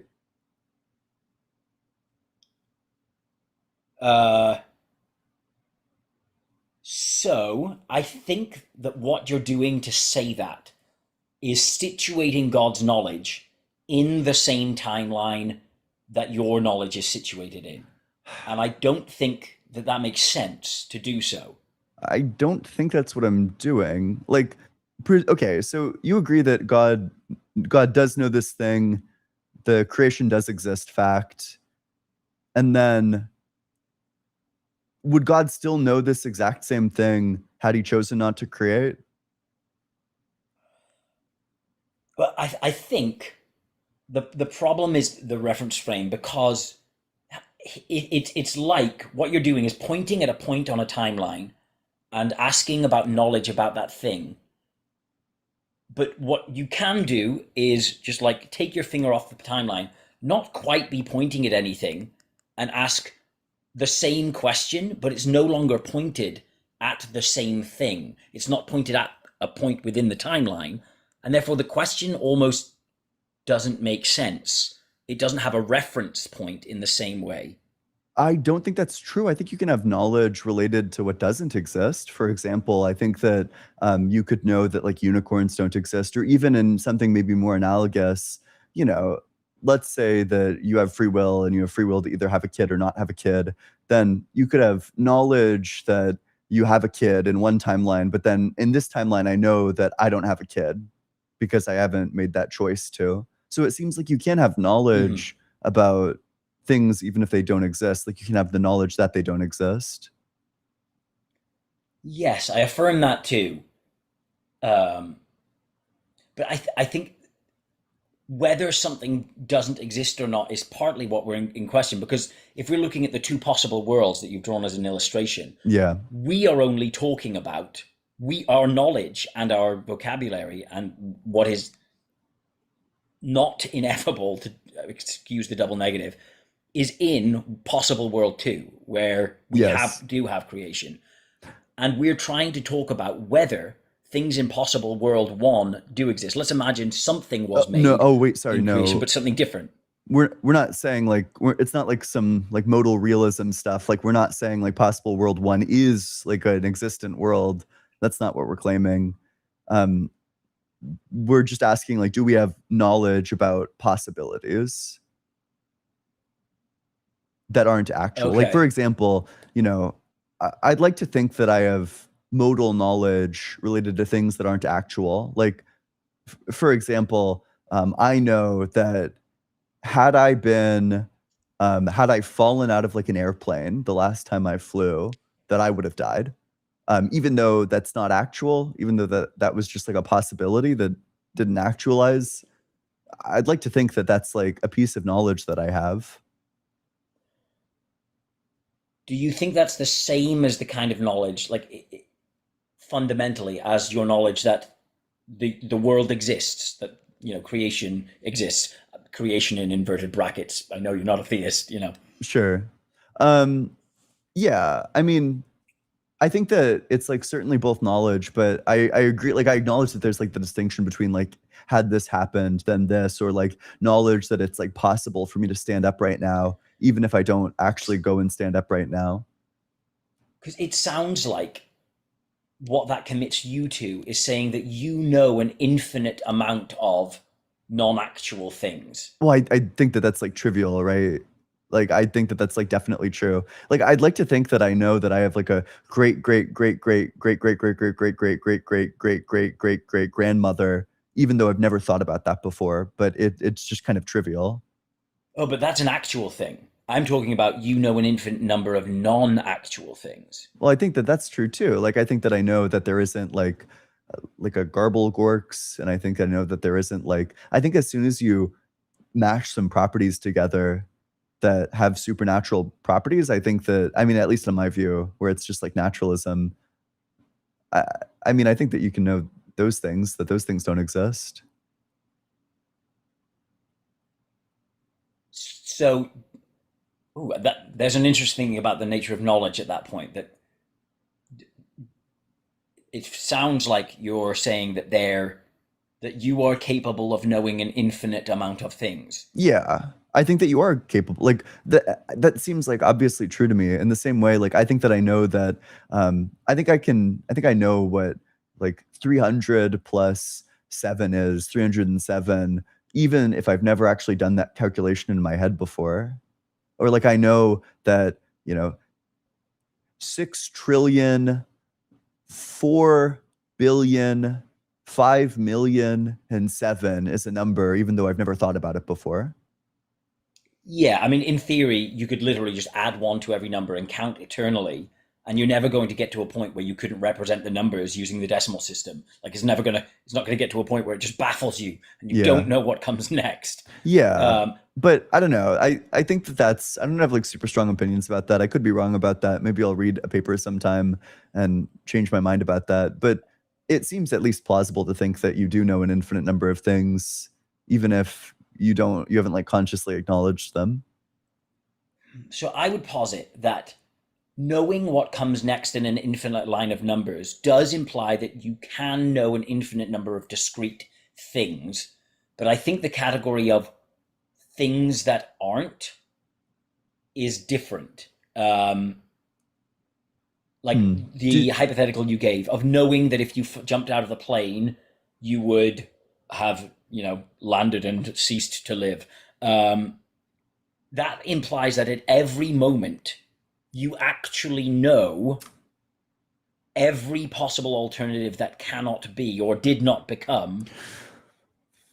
Okay, even And if that you sounds don't too much. Oh, well, I agree. I don't think you know every possibility. I think that you can know like some possibilities though.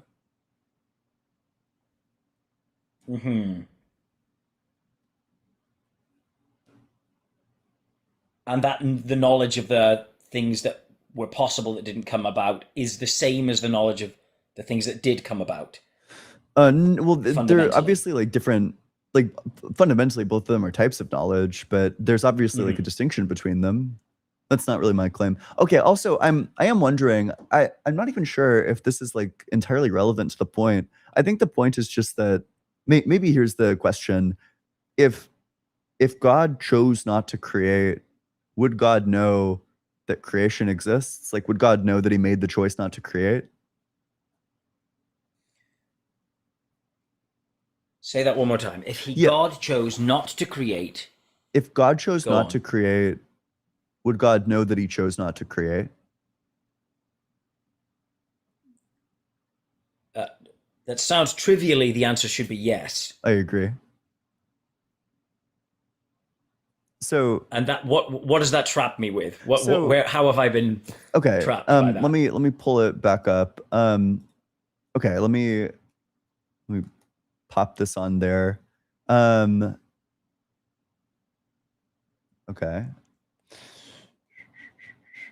So in possible world 1, which you do think is possible because you think God has the ability to not create, God would know I chose not to create.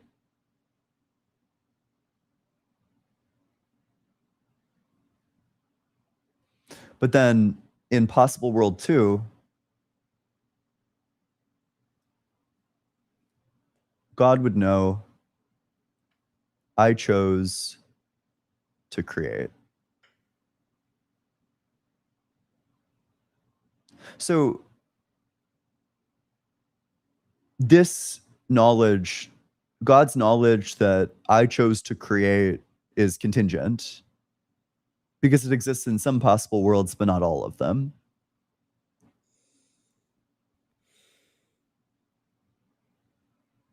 Okay. Are you seeing the problem? I think, yeah. But I guess a part of what I've been trying to push against is something of the framing of the problem. I see it, how that could be syllogized and how that links to what we did at the beginning. Yes, totally. I think that part of the tension point is hypothesizing about God's potential action. Because I think we're trying to produce in the same way that we do. We look at the future and we make predictions and then we make decisions.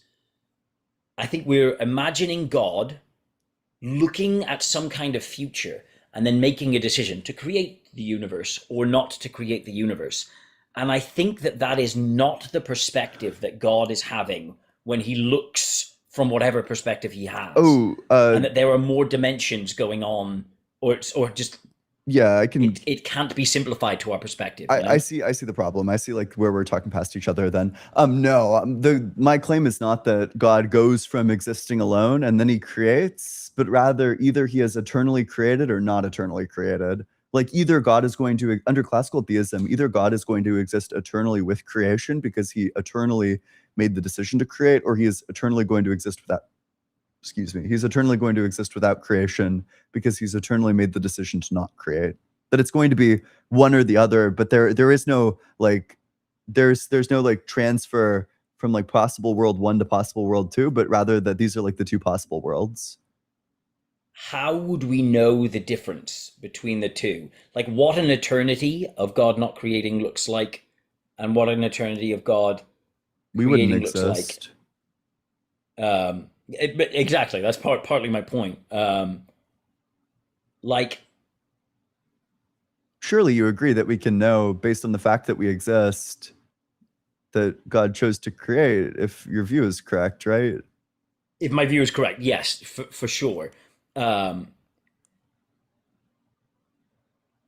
and your point is that God's knowledge is Wait, contingent on him creating. Then, some people in the or is that a different point? some people in the chat are a bit lost on as to the argument. I'll give like a rough syllogism of this. If classical theism is true, then God is divinely simple. And maybe I'll go back and add stuff to that. If God is divinely simple, then God's existence is identical to God's knowledge. God's knowledge. Okay, wait. If God freely created, then God's knowledge of I created or I didn't create exists in some possible worlds, but not all of them. That is to say, I'll put it in parentheses, it's contingent. God's existence is necessary. Therefore, we just run into like the contradiction that I don't know if this is It's a valid, P and not but P problem. yeah. So God's existence is identical to his knowledge. His knowledge is contingent, but his existence is necessary. So his existence is both necessary and contingent.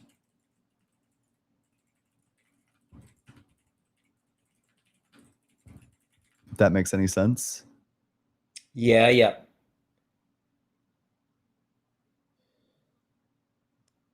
Yeah, okay. That's clear. Yep.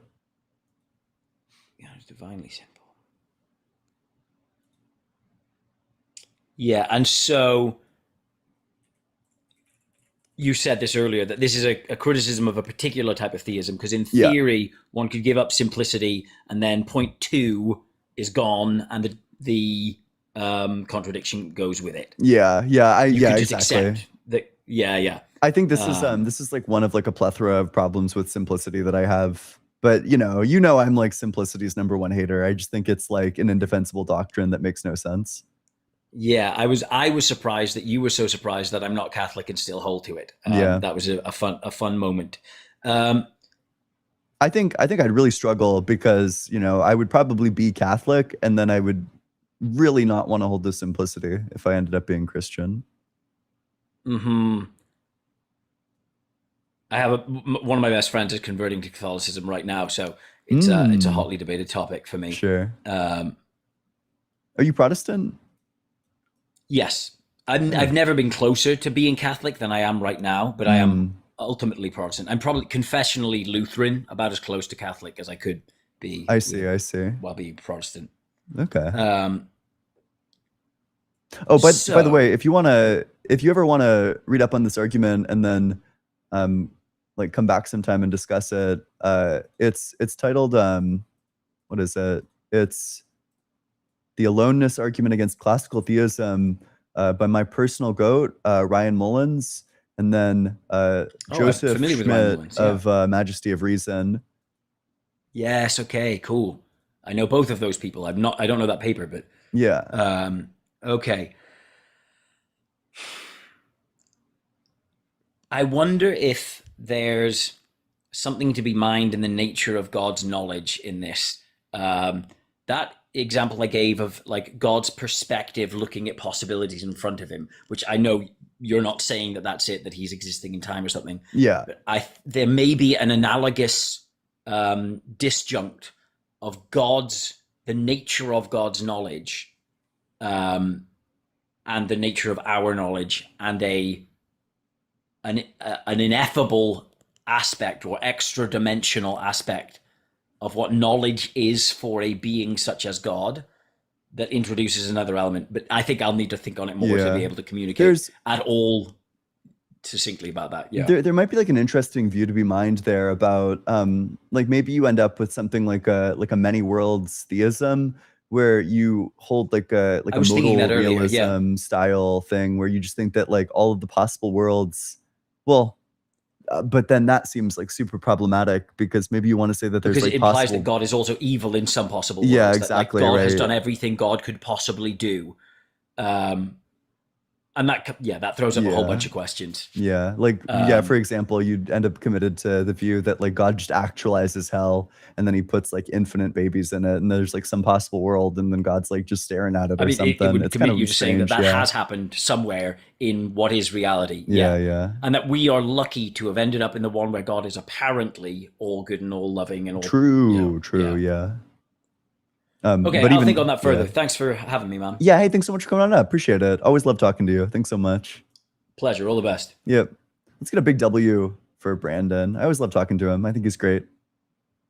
If you're in that guest request box, make sure that you're 18 or older. Make sure that you believe in the God of the Bible, the Torah, or the Quran. And with that, we'll go to the very next guest.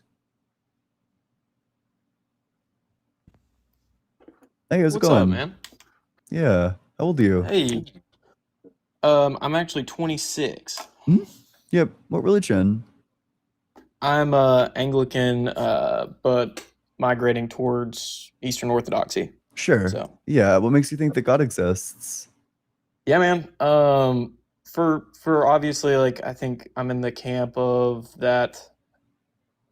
You know, a lot of the Alex O'Connor idea of that there are so many arguments for God. That's kind of like makes it kind of obvious. But really, one of the things that kind of showed me was the transcendental argument for God's existence. Like just the idea that like we all agree that, you know, something can't be true or false at the same time in the same way, right? Yeah. Then migrating from that, like, was that true before humans existed? Is it true everywhere in the universe, even when nobody's thinking about it? Will it always be true?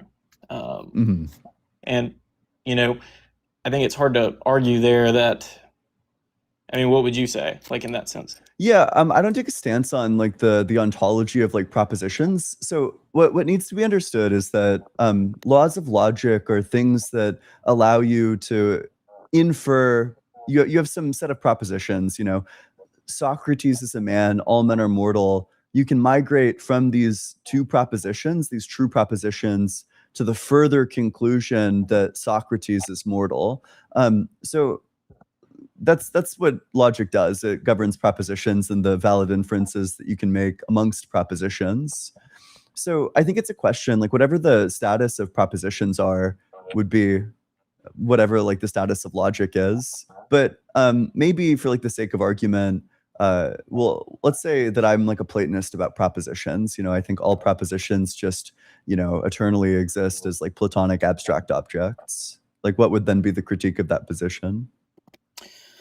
Well, from a human exceptionalist standpoint, though, you know, we're the only creatures that seem to be able to read logic, and I think that's, I mean, or asking these questions, you know.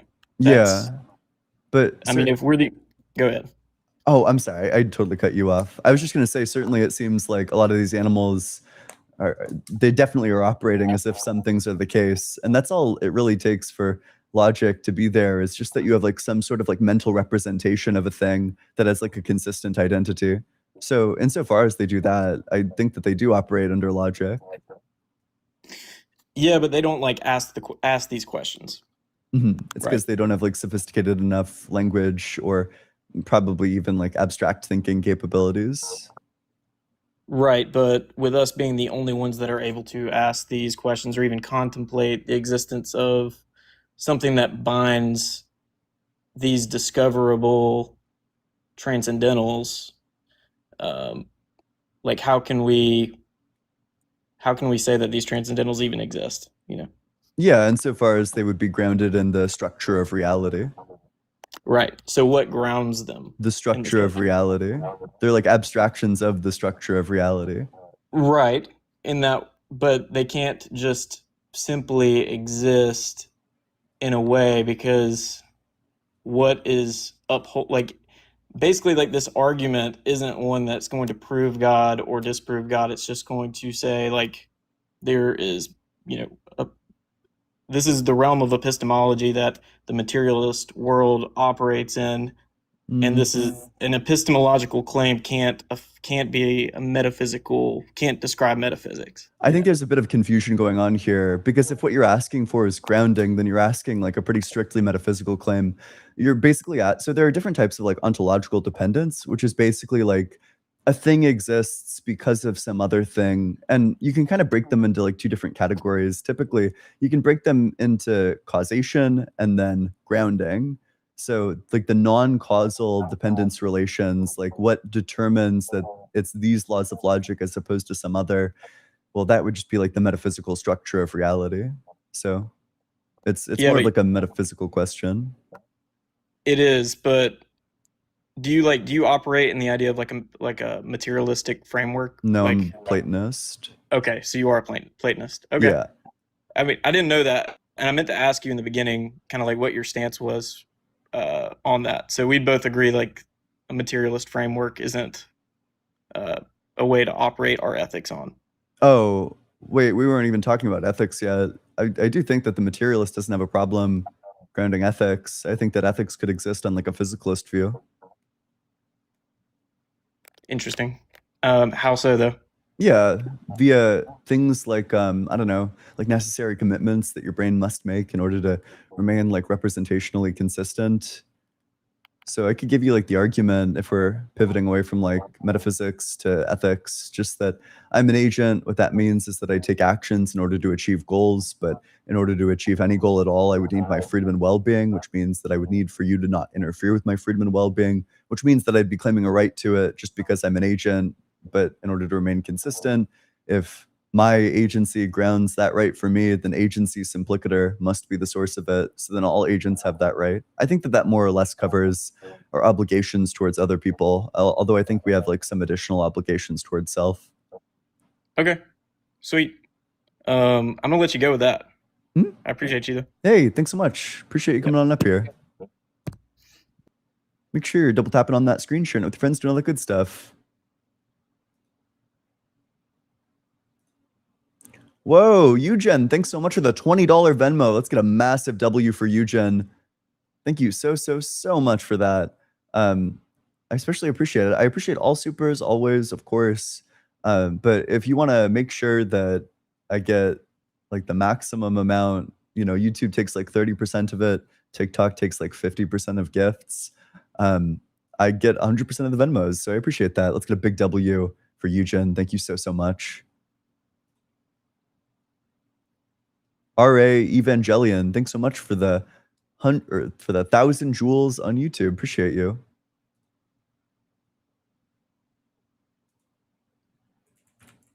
Oh yeah. Let's also get a big W. Owen sent me last night when I was like thwomping some Christian in his live because he was being like horrible faith. I got a $250 super chat from Owen. Let's get a huge W for Owen. I appreciate the hell out of that. Like seriously, from the bottom of my heart, that's so cool. Big W for Owen. I was saving it until right now. Huge W. I don't know, Owen. I don't know if you're hearing this, but I couldn't do this without you. Without huge supers like that. I'm enrolling in college courses so I can apply to grad school for philosophy in the upcoming, maybe like the next year or so. So I couldn't do this. It's like a dream come true. Like I couldn't do this without you. Like seriously. All right, let's go to the very next guest.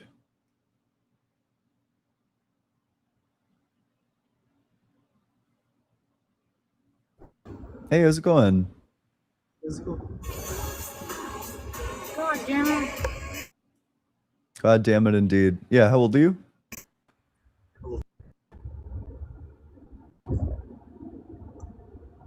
That's certainly awkward.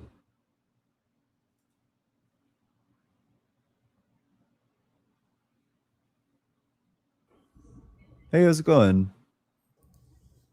Hey, I'm sorry. What's your name? How should Ian. I call it? Ian. Yeah. Ian. Okay, Ian. So Ian, I was listening to your points when it's not changing and like so when you say God, you mean like the ultimate, the supreme, right? Wait, sir, let's get two things. First, what religion are you and what's your age? Oh, I'm 35 and I come from Hindu background. Sure. Yeah, well, no, I think I mean something a bit more than that. I think I mean specifically like the ultimate, but like mental, like one that has a mind. Otherwise, like, I think that the atheist could totally think that there's like an ultimate, maybe the atheist thinks the ultimate is like the sum total of reality, or maybe they think the ultimate is like the wave function. So if mind as in the context that we understand, then that will make the ultimate limited and it won't be ultimate anymore. I'm not entirely sure that follows. Maybe it does, but because mind is like creating distinctions. The distinctions occur because we have a perception of like saving ourselves as a body. So that's why the mind creates what's good, what's bad, what's right, what's wrong, all those things, and that is a limit itself. Sure, but maybe you just want to say that it's like self-consistent and that's the source of why it does that as opposed to not doing that. So, I mean, if you reject the designation that the ultimate has a mind, then we might just not disagree. I don't think like mind as in what we understand mind. It won't be mind. I can call it like consciousness. Sure. Sure. The consciousness itself is existence and is ultimate. I can agree to that. But when you put mind into that, then I am not sure whether the ultimate would have a mind. Yeah, what makes you think that the ultimate is just like mind itself? So Ian, I have a delivery. Let me just get that. I'm so sorry. Okay, that's fine. Hey, while we're waiting for that, make sure you're double tapping on that screen, sharing it out. Let's try to get to 50K likes. Keep on slamming on those likes.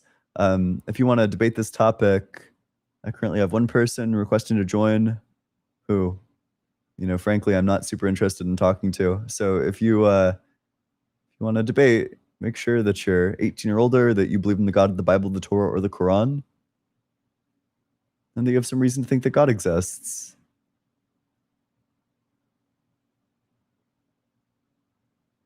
Otherwise, I'll have to restart the live, and that's really sad.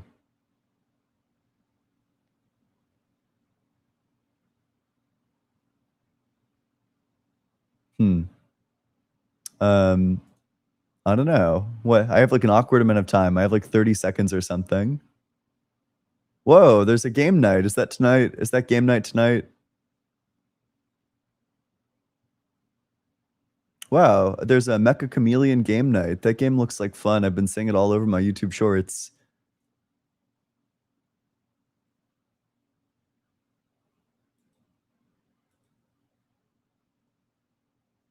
It's in my Discord right after stream, apparently. Hey, how's it going? How old are you? Hi, I'm 18. I'd like to. You super don't sound 18. Okay, here's what I'm gonna do. We have like 45 minutes left, but I'm gonna hit a restart really quick. I'll be right back. It's good for the algo.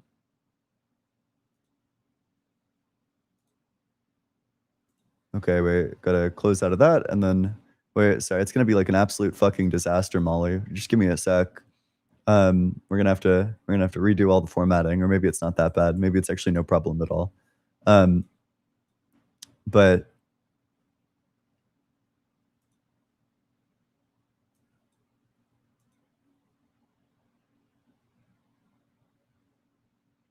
tell us a personal fact. Favorite movie? I like The Ballad of Buster Scruggs. I think that that's pretty good.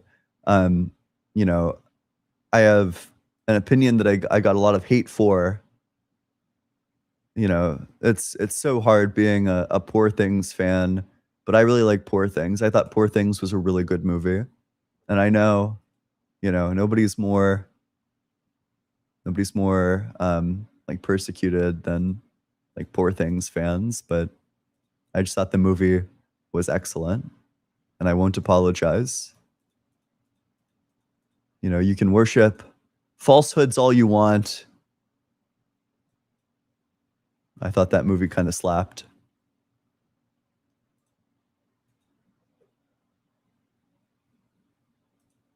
All right, let me get this shared on out. I just restarted the stream.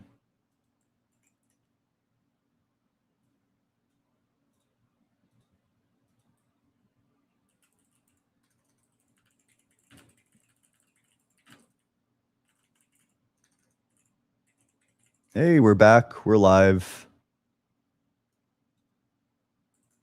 Yeah, I know.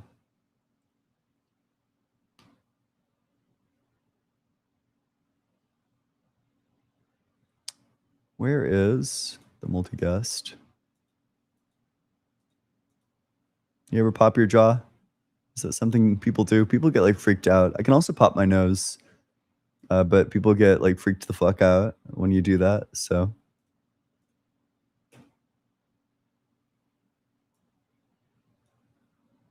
make sure you're double tapping on that screen, sharing it with your friends, and all the good stuff. If you're in that guest request box, make sure you're 18 or older. Make sure that you believe in the God of the Bible, the Torah, or the Quran. Okay, let's get the first guest up in here.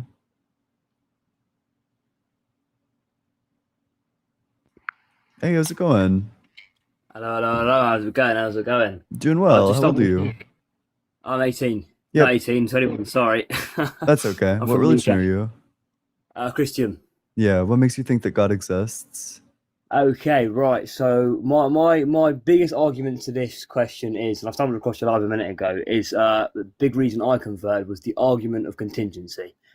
So everything with actuality has potency. So everything that is potent, so like if you look at planets in the star systems, has to be created and is contingent upon something. So if we go back to the beginning of the universe, or the universe at the beginning, so it has to be contingent upon something starting at beginning. Now, we would call that all powerful, all good, and all love, right? So some people would argue that's, gas and energy. Other people would argue that's God. So we seem to be like mixing like two different arguments here. So on the one hand, you have like the Thomas Aquinas like first way argument from motion, like act potency stuff that tries to reason to the unactualized actualizer. And then on the other hand, you have like somehow we get from things have act and potency to therefore contingency exists. And then contingency requires like a God. It kind of seems like we're mixing like two different cosmological arguments, and I'm really unclear on the steps here. So Well, why I'm would not things too- having act and potency mean that they're contingent? Because if you look at the way someone explained it to me was like if you had a chandelier, and this I do apologize, like my intellect isn't brilliant on the subject. That's okay. Because so some way someone explained it to me was if you were to have a chandelier and you were to look at all these little crystals on the chandelier and it was to go up infinitely, eventually you have to accept that it hangs upon something. It doesn't just hover in the air.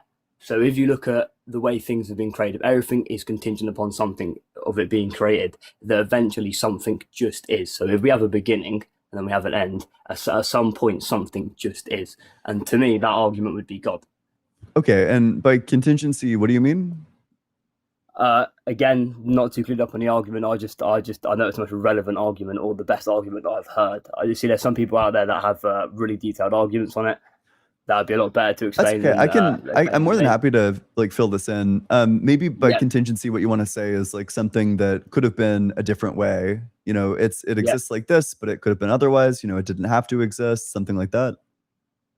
I guess the kind of other argument I would give. Wait. is Let's order just stick and with. design. Wait. Oh, sorry, Let's stick with this sorry. one. I'll let you continue. I do apologize. That's okay. That's okay. So, do you think God's act of creation is necessary or contingent? It's necessary. Necessary. Sure. Yeah. And does God's act of creation necessitate that creation exists? I suppose so. Yes. Then it just seems like creation's necessary. Yeah, I see that creation is necessary, but my question is, where would that creation come from? If from nothing. Okay, before we move on to like a separate argument, so then you would acknowledge that like the contingency argument doesn't actually work? Because I if suppose. creation's I suppose. necessary, then there just isn't any contingency. Well, it just always was, or it just always is. Nothing could have been otherwise. Okay. Yeah. That Yeah. I'll everything accept that. has to be like this. But if, at that point, the contingency argument kind of falls apart. Yeah. Okay. Okay. No, I see. I see a viewpoint. I see a viewpoint. But in terms of like where things came from, I'm inclined to think that the universe always existed. I'm not sure what the problem is with like an infinite temporal regress. Especially under, so I don't know if you're familiar with like theories of time. I hold to something called eternalism. So I think the entire timeline just eternally exists.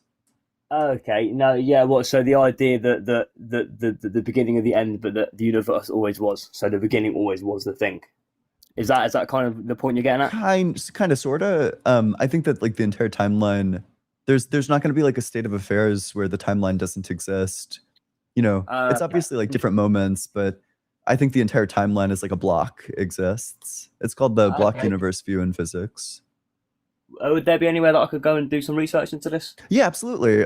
If you want to, I bet. Okay, so on the Internet Encyclopedia of Philosophy, it's called iep.utm.edu, and then I know that they have a good article on eternalism. I know the Stanford Encyclopedia of Philosophy, which is the plato.stanford.edu. There's, if you look up time, there's going to be, presentism, eternalism, and the growing block. That section's pretty short. But yeah, those are the SEP or the IEP. If you just type eternalism in. Yeah.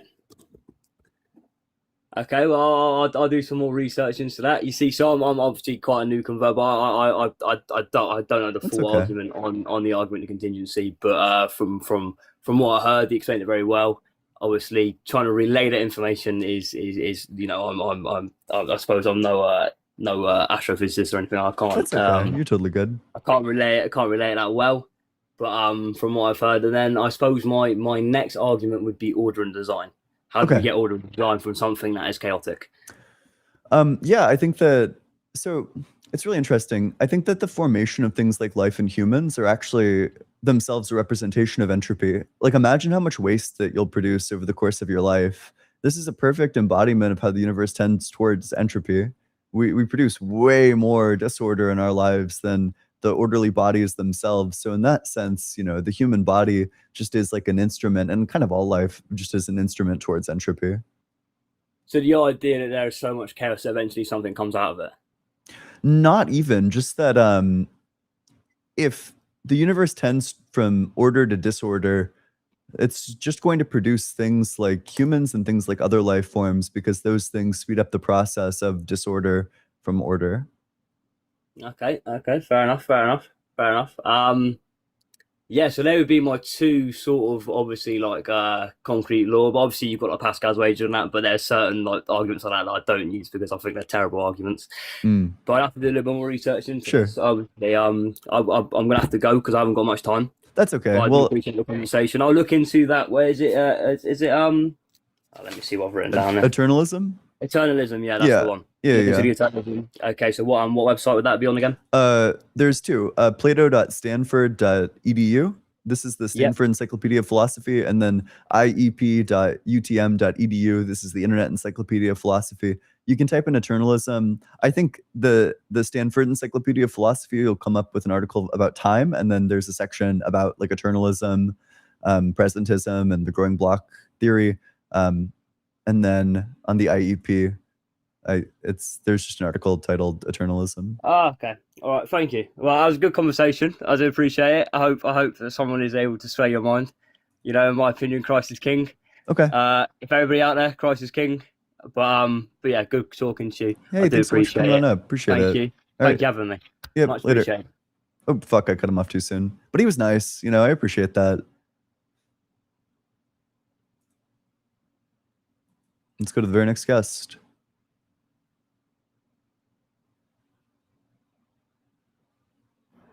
Hey, how's it going?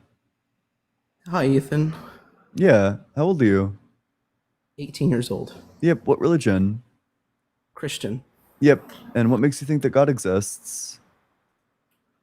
First, can I just tell you that I'm really nervous to be here? Like, That's totally fine. I've kind of been like avoiding this for a while because I might make a fool of myself. But first aspect of this is I kind of want to explain first why I think existence exists in the first place. I and then I grant it. You know, you no need. I just grant that. No, like I'm giving you like why existence exists instead of like it just exists, and then I can explain to you why it's conscious. Existence must be itself is conscious. Well, okay, my God argument. Okay, the end result of my God argument is that existence itself, by nature, is conscious.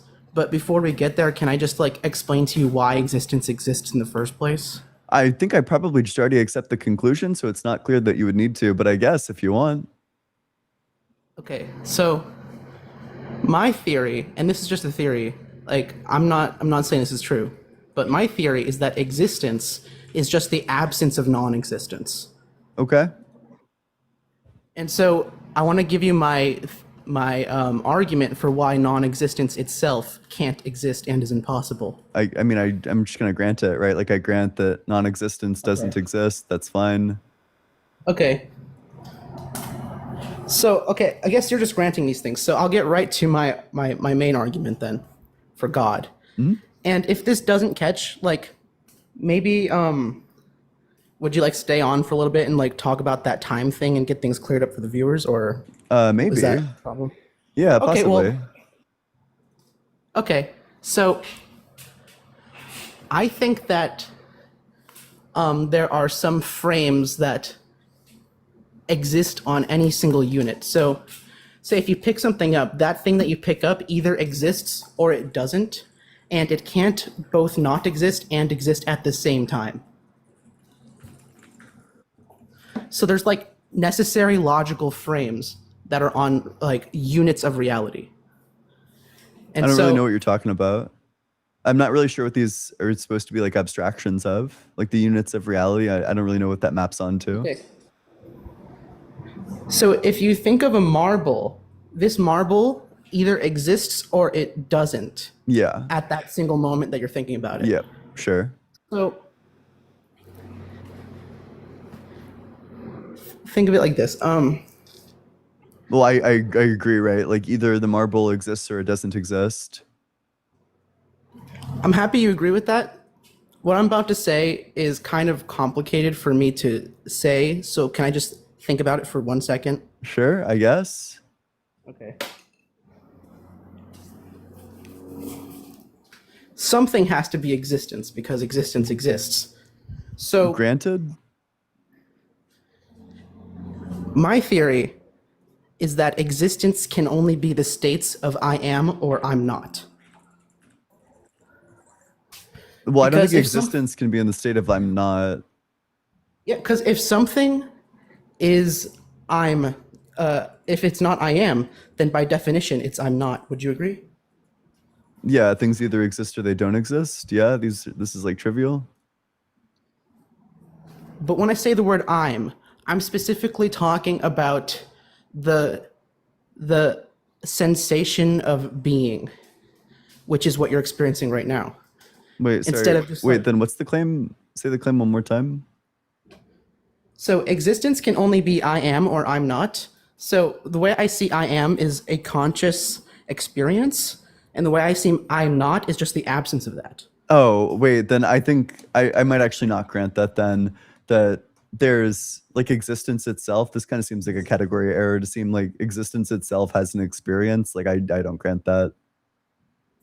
I don't think that existence itself is the sort of thing that makes claims like I am or I am not. Because in order to make a claim like that, it would need to have some sort of like conscious experience. And I don't grant that all of existence is a conscious experience. Okay. So, okay. Then, okay. Do you agree that you are existence, whatever you are? Not the entirety of it, if that's what you're asking. Like not existence implicator. Like I exist. I am not like existence. Okay. So you've kind of pushed back on me on a couple of these things, and so you've kind of left me kind of stumped on where to go next. But I want to see if I can figure something out here. Sure. Would you like to go into that time conversation and see if that we can like end up with enough momentum to eventually get to the God conclusion? Sure, yeah. Do you think that God was eternally creating, or do you think that he began to create at some point? Or is it like a different question than that one, or? Okay. I was kind of wanting to talk about like why time is eternally now. What? Because okay, I might be Do misreading you mean what you said. like just like eternalism? Yeah, like I wanted to like go back to what you guys were talking about before and see if we can, make some ground there. Sure. So, what do you want to talk about with respect to eternalism, which is just the view that all moments are eternal, like they're at different times, but there's like one timeline that just like eternally exists? I want to see if I can prove with you that the past and future don't exist at all. Well, that's the very thing that my view is going to reject. Yeah, but what if I can argue better than you? Okay, go for it.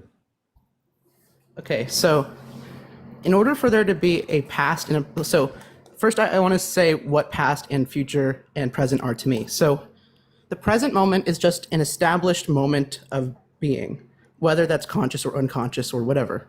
An established moment of being. Right now we're an established moment of being. Like the moment is established. So we're going to run into a problem pretty quickly, which is that I reject that there's like a unique, distinguished present moment. There's only present moments relative towards specific moments, that you would say when you exist within like the slice, like a specific slice in time, like a specific place on the timeline, you're going to think that that place is the present, that's kind of all. Yeah. When we talk about the present, we're picking out there is just whichever slice we happen to be on. Okay, would you agree that existence can't exist in a moment that hasn't happened yet? Existence can't. I don't think that there are moments that haven't happened. I think that all I'm moments are talking about like eternal. the future, like so there's past, present, and future, and by definition, the future is a moment that hasn't happened yet, I think based that- on us being in the present. I think past, present, and future are purely relative towards like the specific moment that the person who's like thinking about these things are at. Like, I think you need to specify a moment and In 15 designate minutes, that it'll as be the the future present. compared to our present moment right now. Well, I agree to that, right? Like if you specify a moment, like if you specify that we're speaking about like right now, then yeah, you can have like a future relative to right now.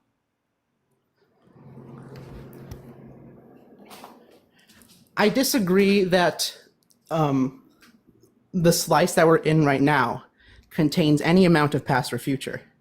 Oh, I agree. Like the time itself doesn't have past or future. But what I'm saying is that past and future are actual. They just exist at different time slices. So for example, 10 miles away from here doesn't have, 10 miles away from here isn't right here. It's 10 miles away from here, but it certainly exists. Okay, so would you just agree to my two axioms that existence cannot exist in a time that hasn't happened yet or a time that's gone? I think that these things are presupposing presentism, and I reject that. At least like the first one.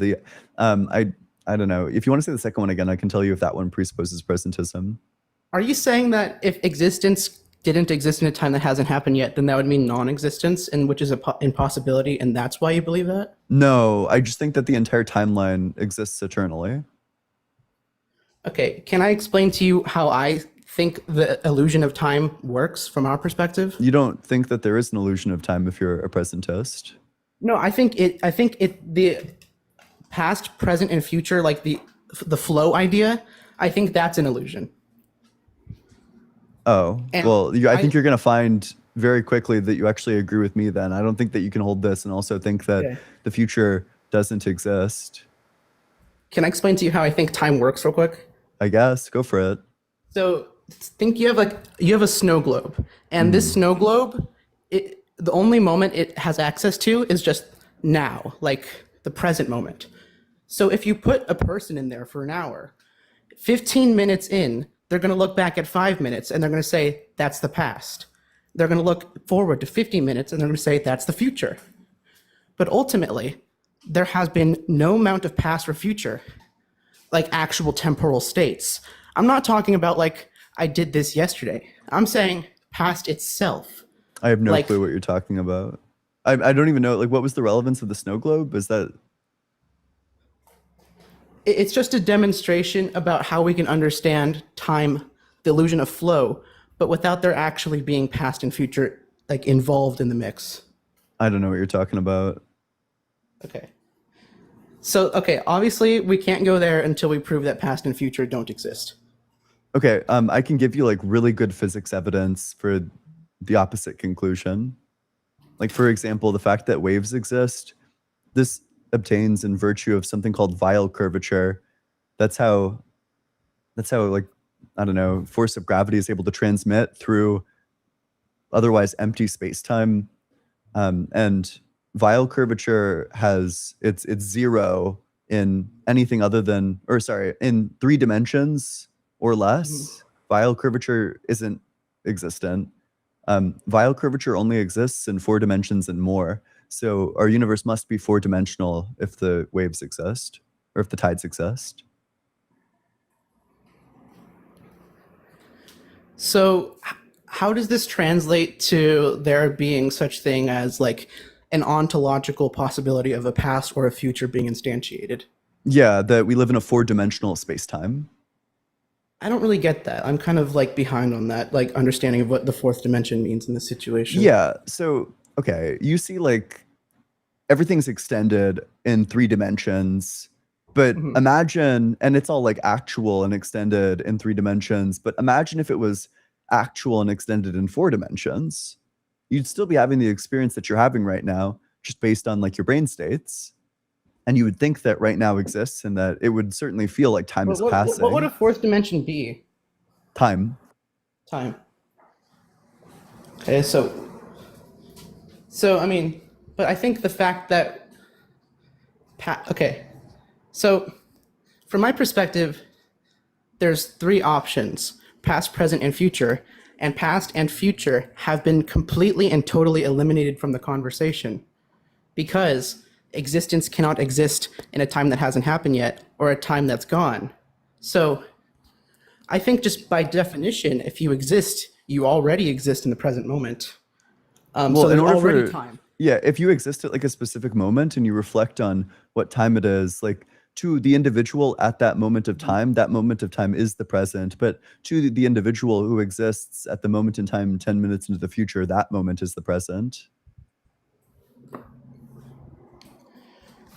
Okay, so I think that we agree that past and future don't exist like as like actual instantiated reality in any kind of moment.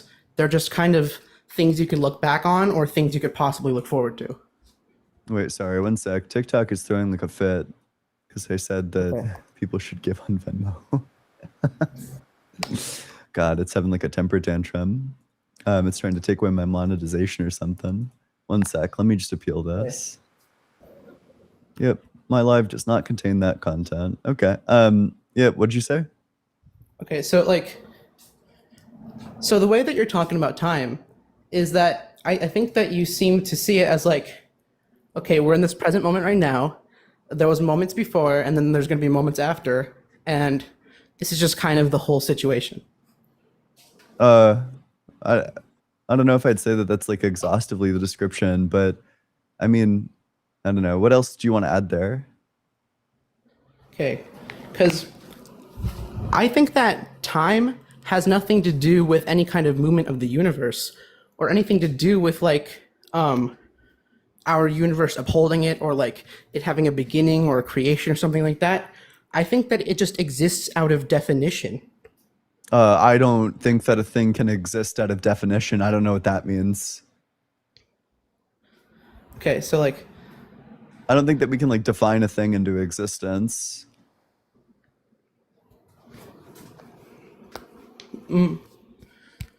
So it's really hard to explain what I'm trying to explain to you because I feel so lost right now. Like, okay.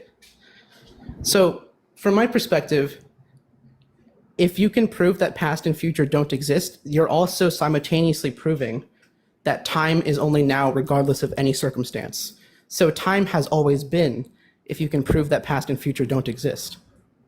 What? I have no idea what you're talking about. Because if you can prove that past and future don't exist, then there would be no possibility of time ever coming into existence. It If you has can to prove always that exist. past and future don't exist. Well, wait, but if time didn't exist, then it would also be true that past and future don't exist. But time can only not exist. Okay, this is okay. Can time not exist in the past or in the future? Because if time was to not No, exist, time exists in it the would have past to have and a in the moment to future. not exist. I think that time is eternal. I'm not even sure what your point is. Okay, I don't think that you agree with me when I say that time is completely independent and there is no possibility of time ever not being.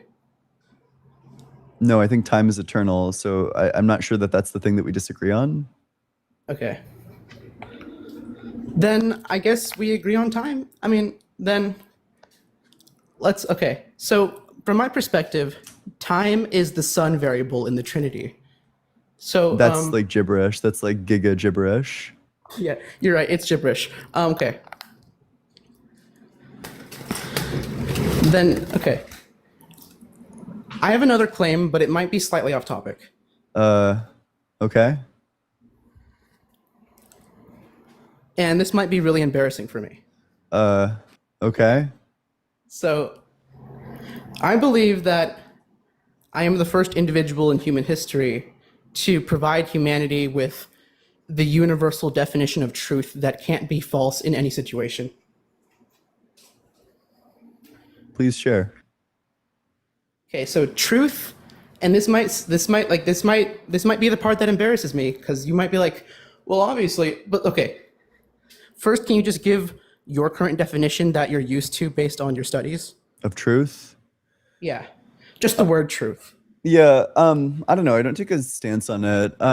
There's two positions that I think are promising. I think that the deflationary position is promising. The truth is just that which is the case, that there isn't like a property truth, but rather that when you make a statement at all, you're affirming something to be true. That saying like snow is white is identical to saying it's true that snow is white. But then if you want like the more maybe like substantive definition, it's like a correspondence theory definition. Maybe you want to say truth is that which corresponds to reality. Okay. Yeah, this is kind of what I expected. Like, okay, so would you agree that truth is something objective that is to be like it's measurable? Like, for instance, 1 + 1 = 2 or 1 + 1 = 3. I think some truths are measurable. I don't think all truth is measurable. I agree. So, okay. My definition of truth, and again, this might be so obvious that you're like, what is this idiot talking about? And so, okay, my definition is that truth is just what contains no falsehood. That is trivial. Yeah. I mean, that's probably going to be But humanity contained by doesn't like have all this the definition yet. definitions. But it's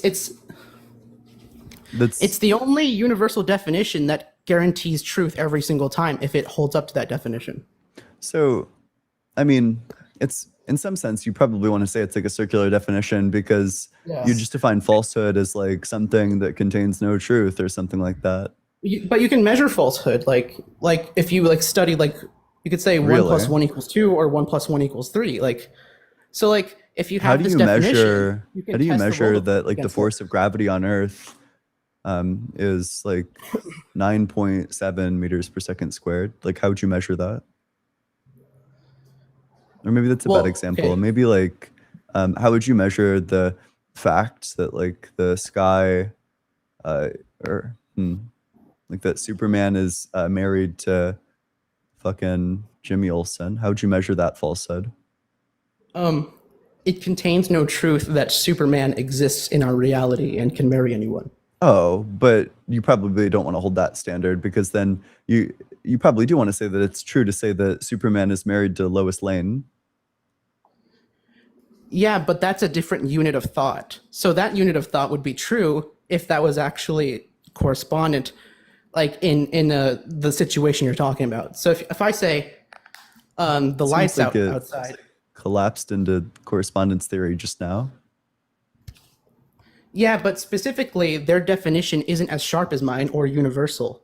So my definition is the thing that they're trying to stack up to. Theirs is not the thing I'm trying to stack up to. So, okay, here's the problem is that your definition is like wholly uninformative. Like if somebody doesn't know what truth is and you tell them, well, it's just that which doesn't contain falsehoods and false is just like that which contains no truth. That's just like not super informative. I'm saying that's the definition, but the way that things stack up to that definition is for studies to hold up to. So, like when you okay. provide a definition, your job is just to say what this thing is. Like truth is just what contains no falsehood. You want And it then specifically and to then be we'd have to define what informative. falsehood is, but that's a different thing. Well, wait, so then an even better definition of truth is that truth is truth. You know, if you think like really Yeah, uninformative but if you say that definitions are truth is fine. truth, then humanity still doesn't know what truth is. Well, So like if they didn't know what truth was under your or under my definition, they probably aren't going to know what it is under yours either. So what you're giving when you're giving like a theory of truth, you're giving like an account of what truth is. yeah. You don't want to give like something trivial or something like circular. It's supposed to be But okay, something that you this could is the universal standard that if you can hold up to it, then it is true by definition. If so, like, say it contains no falsehood that I exist right now, or it contains no falsehood that there's a controller on my table, or that 1 + 1 = 2 right now. Like, this is just the ultimate apex thing to hold up to, and it's the thing that must be held up to if there's truth. But And then if you can do say hold like up to truth it- is just that which is true, and you can go around determining what's true based on what's true. But that only works if the definition of truth is contains no falsehood. Oh, well, that's Which going to be is like what a I component of it. Like, I agree that, you know, But there's, what's can true you name is going to any be other component to truth? Because self-consistent. I can't think of one. Yeah, like corresponding to reality. Yeah, but that's already innate in the contains no falsehood. Why? Well, actually, I was wrong when I said that. So, Okay, here's but a problem. the correspondence is actually weaker. Well, here's a problem for your view, which is that you probably Okay. want to say that truth tracks being, not the other way around. You probably want to say that truth is the sort of thing that superimposes onto being, that maybe at like rock bottom you want to say like being is or something like that, and then truth is kind of like one layer like on top of that it like partitions being. So you probably don't want to flip that and say that being maps onto truth, that it's like supervening onto truth.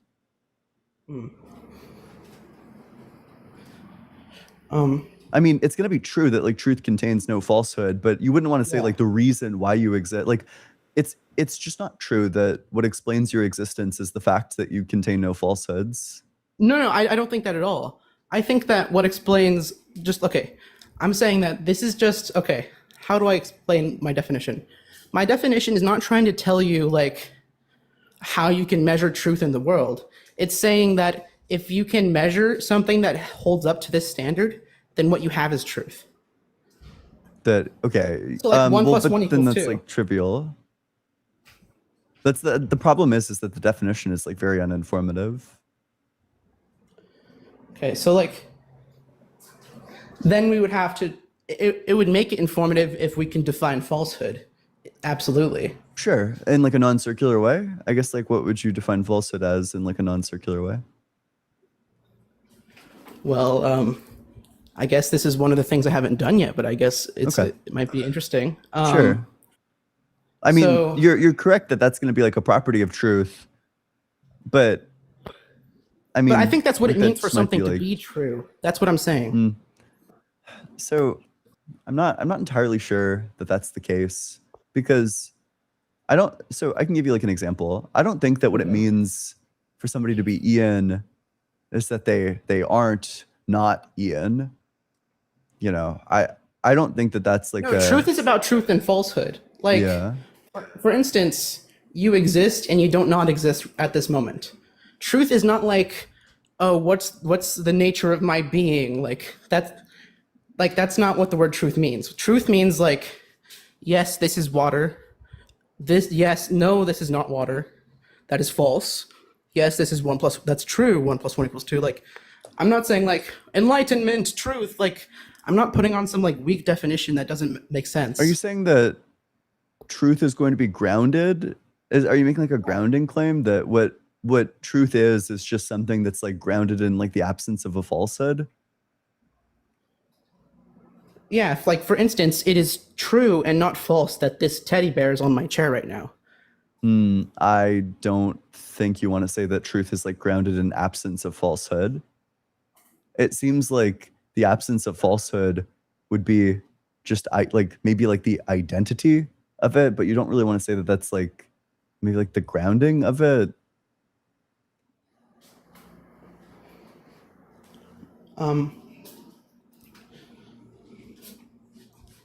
Okay. If you want good resources on this, I think there are like theories of truth on the Stanford Encyclopedia of Philosophy.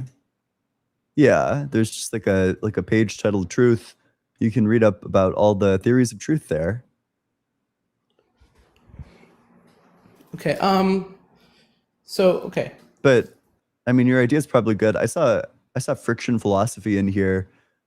He's probably going to steal your idea. He publishes academically, so it's probably cool. Okay.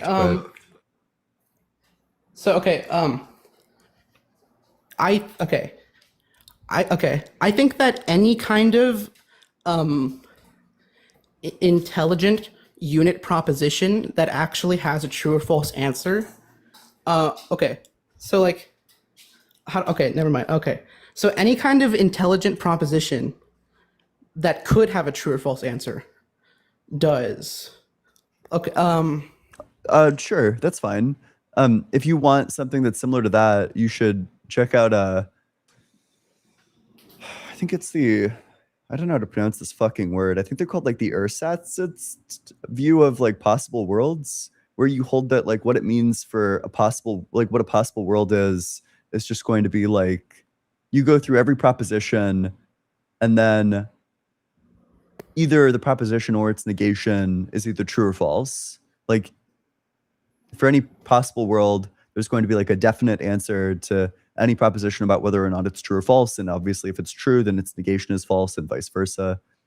Then that means that truth is ultimately absolutely stable. No? Well, I mean, if any intelligent proposition that actually has a true or false answer, so say like right now, at this moment, there's an infinite amount of propositions that could be brought up that either have a true or false answer right now. And what I'm saying is that, okay. Granted.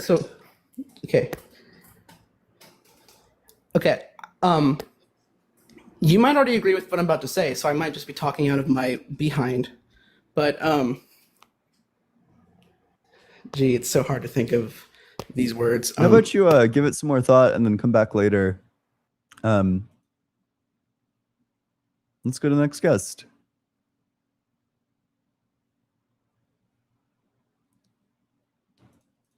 Oh, that's awesome. I thought I was going to have to wait a really long time. That's okay. Yeah, how old are you? I'm 35. I just turned 35. Yep. And what religion? I was growing up, raised Christian, basically. So I'd say I'm like New Age Christian now. Sure. What makes you think that God exists? Because I don't believe the biblical version of God. Me neither. Think of it as like a philosophical idea of like a creator or like higher intelligence. So yeah, I mean, I probably just agree with you about that. So it's not clear why God would exist if we just agree that, you know, the philosophical or like the biblical notion of God doesn't exist. Yeah, I find that the biblical notion of God is very human in that it's all viewed through a human viewpoint, and God comes off as a menace or a bully, and it's very kind of egocentric in the way that it's written because it's always like you don't even know what you're saying about God is true or not. Like you're just supposing these things, right? And it's still informative, I think, because it tells us a lot about us and what we would like God to be like. And I think a lot of people would still rather choose that like belief of God over Wait, like what may actually exist. wait, I'm so sorry. I'm You just trying to know, get to like some sort of evidence. Like, what's the evidence that you would put forward for like why God exists? so there's like different layers that I have for like where the evidence could fit in, but like I guess the philosophical layer would be like we were created, like you're having an experience, you know, that was something that you didn't do. Like I just believe in like a hierarchy. Like if you exist, then you exist because of something above you that was able to create you. You don't And want so to say that because then that leads to like an infinite regress. You're saying that everything that exists has like a further explanation, but then like I'm God not couldn't saying everything. exist. I'm not saying Which everything. Like specific things have further explanation and which ones don't? so everything that we can create doesn't need an explanation because our existence is kind of the only information that we're able to receive and like go off of. So we kind of have to like take that as one of like our initial conditions and say like we know that this is happening. We don't have to try to argue for this. Like we have the existence. That's where, you know, we're going to go off of that Those things basically. for sure So do have explanations, though. If we're the cause of them, that's like there's like a causal explanation there. right, but I don't know if it's necessarily like a mysterious sort of connection. I just want to know, like, which are the things that what things are you telling me need to be explained? Because it's not just the things that exist, otherwise God would have an explanation. So which Right. specific subset of the things that exist do you think are in need of explanation? Well, this is when I kind of draw Occam's razor because I don't think that things and the universe need to exist because really the only proof that you have that they exist is your experience of them. So therefore your experience is the only thing that should exist, like at the bare minimum. This is And going to so commit you to that's solipsism. oh yeah, totally. But like I think that word and that branch of philosophy is kind of just like correlated with like being a individualist or like maybe If selfish, you know? well, And I don't think that's the right like emotional take on it. But yeah, basically, well, I don't and take it. I'm not attaching like ethically loaded language to it or whatever, or saying that it makes you into like a selfish person. But you it's do just usually think when solipsism is brought up, it's like seen as like, well, there should be a better alternative to this because it's inherently like isolationary. You're only concerned with your own experience. That's not really the way that I view it. do you I think only your mind exists? see that's fascinating. I don't know the answer to that, but I think at the bare minimum, at least only your mind has to exist. There could be other things that exist that have more like important priority above that, like maybe God's mind has to exist. But I don't know, like I haven't experimentally like verified the existence of God's mind, you know, perhaps, but I have experienced what I would say is like miracles, where it was like coincidences like too coincidental and with the timing of them coming one after another. Wait, do you have like real evidence? Like, it Like also no, all of my evidence is just anecdotal, but I think that ties into supporting my claim of like solipsism because you have to have your own reasons to decide what your beliefs are.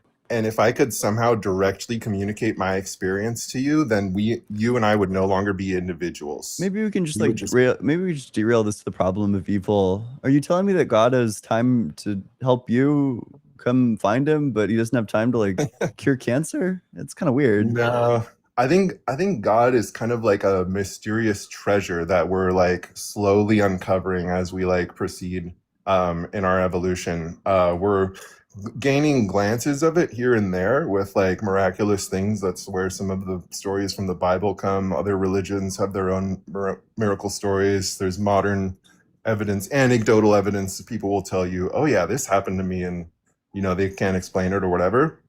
But sorry, you were bringing up the question of evil, right? Yeah, like why? Just to be clear, you're saying like God God has the time to give you like religious experiences, but he doesn't have the time to cure cancer. It just seems like his Right. priorities are whack. That's true. So concerning God, I would be very careful applying any like labels of like quality of person to them The because Bible certainly does. the Bible does, right? And this is why I said I disagree with the biblical definition of what God is. What And do you I'm more think of a God numerical is? thing. So I think God is kind of like a substance or something that's like theoretically like true in a physical sense as well as in like a philosophical sense. You think God is So physical? I wouldn't ascribe physicality to God in the way that we understand it, but I think that what we mean by when we say we would like something to be physical, God has that property Like of made of actually atoms? no, like actually existing, like being ontologically real. Like I Oh, don't think the sure. universe has that property, and I think that God does. You don't think the universe exists? No, man, I'm sorry to say. Okay, I this don't view is think like gibberish. I don't even know what to make of this. Well, I honestly think the fact that you don't think the saying that the universe universe exists has is a to exist, I reductio. can say that's kind of an insane standpoint. Why is it insane to think that the universe exists? Because what you're saying is that like if you have like a multiplayer game and everybody in the game has their own first person perspective, then you're saying that the game world has to be rendered at all times for everybody. Well, that's not true. The game is only rendered for the viewpoint of each person playing the game. But that's You because can of assume that there's computational a larger requirements. structure there that's ontologically real, and there is a useful like conceptual model of that for sure that you can have in your head to navigate and so forth.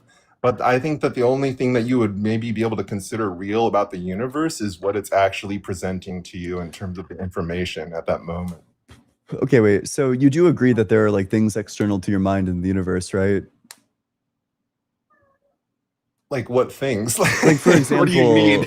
example, we have experiences that are of specific things. So I can have like an experience of drinking water that in order for me to have the experience of drinking water, water would need to exist. Why does the water need to exist? All you need Because is the that's what the experience of drinking it. experience is of. What do you think the But experience you're is of? assuming that there's a causal chain there that if I have the experience of something, then it has a physical manifestation that's What rooted is the in reality experience that's of permanent then? regardless of my What is it? observation of it. But that What's the actually experience of? Are we gonna get an answer? I would say the experience is your personal collapse of the wave function into Oof. one of many different degrees of freedoms that were available to it that are basically statistically equally likely. So Genuine gibberish. I'm gonna try to break it down for you, man. I'm Wait, sorry. sorry. wait, sorry. Do you think that the wave function is related to like your choices? I think it serves as like a useful model for how your choices at the very small scale can be probabilistically similar to different scenarios, but in the way that it plays out like neurologically Before with your we thoughts, before we being talk about very, quantum very different mechanics, pictures. just to make Yeah, sure that you're sorry. not like totally I gibberating, can you tell me what the Schrodinger's equation is? Yeah. So the Schrodinger's equation, Schrodinger came up with the Schrodinger equation to describe how a theoretical object called the wave function, which was brought up during his class to his students, they asked him how would it actually behave. And it's basically, if you have a wave function, it has a certain property that extends through space. Frequency, it has this property that extends through time, you could say temporal frequency. And the Schrodinger equation describes how you can get energy from the wave if you take the partial derivatives of the time and space of the wave function. And the wave function is a like combination of different sine and cosine waves, which like you can make anything with that. That's Fourier analysis. You can just take simple sine and cosine waves and describe any wave function shape that you need. So the math kind of works out with only needing like that So geometry that doesn't stuff. sound like too far off. So I mean, okay, if you understand that, then you definitely understand that this has nothing at all to do with our decisions. That indeed, what collapses the wave function is when you become entangled with it. Okay, so you could say that that also happens, that you become entangled with the wave function, Like, do you think and there's like then some sort of branch where you like do differently? yeah, absolutely. I think you're deciding between those branches. Oh, what's the argument? Wait, I just need the evidence for that then. That Oh, claim is like okay. obviously false. Well, this is kind of like what I would say is like an argument from something that like with existence or your experience, rather, not existence, but the experience you're having where you kind of have to take that as like a given. I do this with other things too sometimes because just in my own life, like I've had enough anecdotal evidence of this being true, but like I believe in at least a limited will. If not free will, there's at least a limited will, I believe. I Okay, think that so choices and so forth matter. So that's what's so obviously given I me the can't reason accept to that, right? explore Like that. you're just saying like we need to ascribe this to it. Like the reason why there are like branches of the wave function where you make different decisions is because like we just kind of need to. Okay, I'm gonna give you a thought experiment, and then you can decide if you want to believe with me more or less based on this. So imagine that we take like a picture of your brain, all the electrical activity and neuron synapses and everything, right? Yeah. And we try to predict the next thought that you're going to have, okay? Now, do you believe that we'll be able to predict that with 100% certainty all of the time? Oh, I mean, obviously there's going to be like quantum phenomena there, but I don't think that that's like choice. Okay, so let's I also say don't think that we'll that's go going on to be that. true of every That's thought. There are fine. going to be some thoughts that are just definitely going to arise next.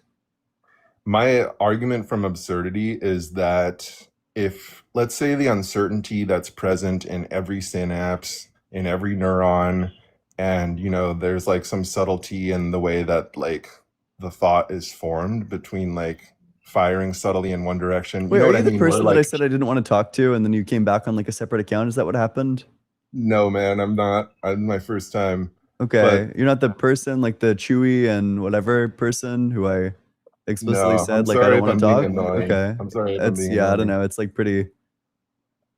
I don't know. Well, do you understand No, that you've said nothing so far. if you were to have like an evil thought or a good thought and we couldn't tell the difference, but you still decided to have an evil or a good thought, that would be somehow like an argument towards free will or free choice, at least over your own thoughts. No, I don't know why like random thoughts getting generated for you. Like I'm not sure how you'd become like responsible for that. I think what you're wanting is like some evidence of this, and I don't have it, but I Okay. just kind of have thought Well, experiments, so I'm sorry. listen, I'm gonna move on to the next one because this is like a waste of time. Gravity, thanks so much for the super chat. The tier 1 resubscription, thanks so much. Grimlock, thanks so much for the $50 cash app. That's crazy. Let's get a big W for Grimlock. I appreciate the heck out of you. Hydration, please, then glorious Streamlord. Happy to.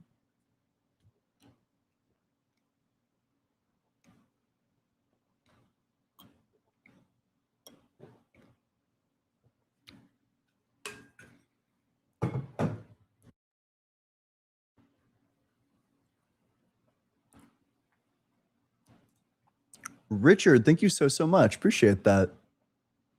$10 super chat, or for the $10 Venmo. Big W through Venmo as well. I appreciate that. Atheist dues. Absolutely. Misha, thanks so much for the $50 Venmo for all you do. I appreciate the hell out of that. Let's get a big W for Misha. Again, I don't know, huge Venmos like that are really supportive for me. I'm going to school, going back to school, taking philosophy classes to improve my understanding of the subjects that I talk about on stream. And I don't know, I seriously couldn't do this without you. If not for this, it simply wouldn't be a thing that I'd be doing. So I really appreciate that. Big W, Misha. Thank you. Grimmy, thanks so much for the super chat. Rocks exist. Do the feel the sensation of existing and can claim I am? Rocks exist. Do they feel the sensation of existing and can claim I am? That's a good question. I have no idea. I mean, I know you're speaking of like the previous person. But I wonder if they'd say it. Pecho, thanks so much for the $20. My wife really liked Poor Things, and you'd have a hard time finding someone better to agree with about movies. Don't let the haters get you down. Yeah, I think it's interesting because I hear people say that it's like not a feminist movie or that it is a feminist movie. And I don't know. I thought it was like I understand where people are coming from, but I thought it was like pretty progressive. I thought it had like progressive themes in it. But some people think that like it's like pseudo progressive themes, but I don't know. I thought it was great. Poor Things, the movie Poor Things, with I think Emma Stone. Relax with Russell ASMR. Thanks so much for the $2 super chat. I appreciate you. This super chat exists while existence is existing. True. This gibberator gibberates while gibberation is gibberating. Chase Martin Physics, thanks so much for the super chat. The Messiah has come, let us rejoice that this caller has bestowed his wisdom upon us. True, now we know what truth is, in parentheses, that which isn't false. Adam Brunker, thanks so much for the super chat. Just saw that I missed the Forrest Ian collab, and it was on my B-Day. You guys worked great off of each other. Thanks for the work you do. Hey, I appreciate that. Yeah, the collab with Forrest was great. I look forward to being on the line with Forrest more in the future. I thought that we had like good like debate chemistry. That's one of the things that I look for is good debate chemistry. I don't know. I have good debate chemistry with a lot of people. I have good debate chemistry with Matt, good debate chemistry with obviously like Justin and Blitz. But yeah. Grimmy, thanks so much for the super chat. If two people stand facing each other and one says turn right, would be true that they both turned right relative to the individual that said to turn. Two people facing each other.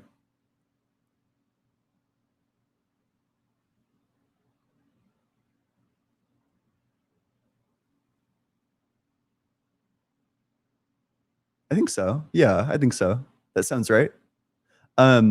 Sure. I'm not sure what your point is. If you want to tell me what your point is, then yeah. What? Ain't no way J-Train is here. This guy like humiliates himself like literally every day on live. I actually think that it's like quite impressive that he comes back. Relax with Russell ASMR. Thanks so much for the super chat. It's true. No argument for God exists in this call. True, true.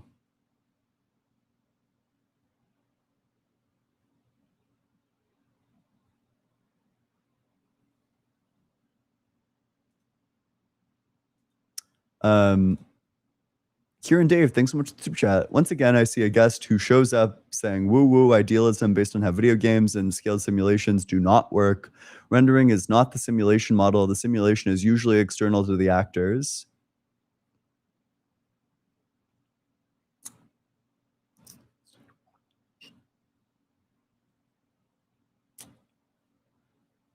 Oh, true. I see it. I get it. Yeah, absolutely. Whoa, one of the chosen. Maybe one of the chosen still being around is evidence for the resurrection because we fucking killed this guy last night. Oh my God. Yo, if you want to watch the debate, I don't know if I should be directing you towards his YouTube channel, but the entire debate is on his YouTube channel. It's all live streamed under his live. You can watch me like beat the fuck out of him genuinely for like an hour. It's pretty like brutally one-sided. He rejects the law of excluded middle apparently. He made fun of me when I was talking about the law of excluded middle as if he wasn't like rejecting a basic law of logic, you know. Unfortunately saying like integrals are stupid, integrals are dumb, you know, it's not the look that you think it is. But it's like the equivalent of that. Oh, and then he like runs away from me because he got his back blown out. Anthony Bartoloza, thanks so much for the super chat. Do you ever think it's goofy how we get the label atheist? Nobody calls us a tooth fairyist. That's true. But I mean, I guess you could be, well, That's true. But I mean, technically, that is my position on like the tooth fairy, right? I'm like an A tooth fairyist. But I bet if there was like tooth fairyists out there, then they'd probably hold that stance. Hayden Walton, thanks so much for the super chat. Existence is self-evident. If someone wants to infer some hierarchy of existences, they need to provide evidence. That's true. I agree with that. Oh, I guess like the other thing to say about that, what is it? What's this guy's name? I don't even know what this loser's name is. Is it One of the Chosen? I think that's his name. His own comment section is like fucking roasting his ass. It's so funny. Yo, even like the Christians are like, listen, man, you probably should have said this. You should have said this, not that. It's so funny. Like even at the point in time when the Christians, right, like, you know, you did bad in a debate when even your supporters are like, listen, man, you know, just to clarify the point for you, man. Yeah. But I don't know, it's pretty brutal. His name is One of the Chosen, if you want to watch it. I think my debate with him starts like 136 roughly.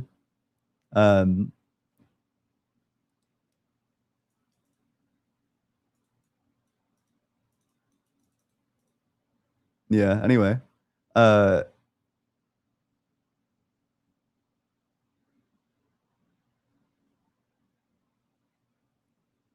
no, they're like eating him alive, and he's so insecure. You can tell he's like super insecure. Because whenever you say this, he can't help but engage. Okay. Also, I just dropped a new video. I released my newest video. So before you go and watch that, watch this. Contradictory incompatible properties, where one has progressed to the next. That's a change when it has like a contradictory property. Ian, I don't think you described time very well. I'm going to be honest. It's low Okay. IQ. Can you summarize back to me what my definition was? No, I think it was so ridiculous. Okay, you didn't listen to it. Describe it. You wanted to say it was low IQ, so you like ripped your headphones off and didn't even listen to it. What I think is even more low IQ is not being able to track it. Hey, how's it going? It's going good, Ian. How are you? Doing well. How old? Yeah. Yep. It's a pretty good debate. Go check it out. Go leave a like. Go leave a comment. Subscribe. It's my YouTube channel, Allegedly Ian. It's excellent. The debate is excellent. Go watch it. Go check it out. I know other than that, Justin's live. Justin's great. We love Justin. Okay, wait. Grimmy, thanks so much.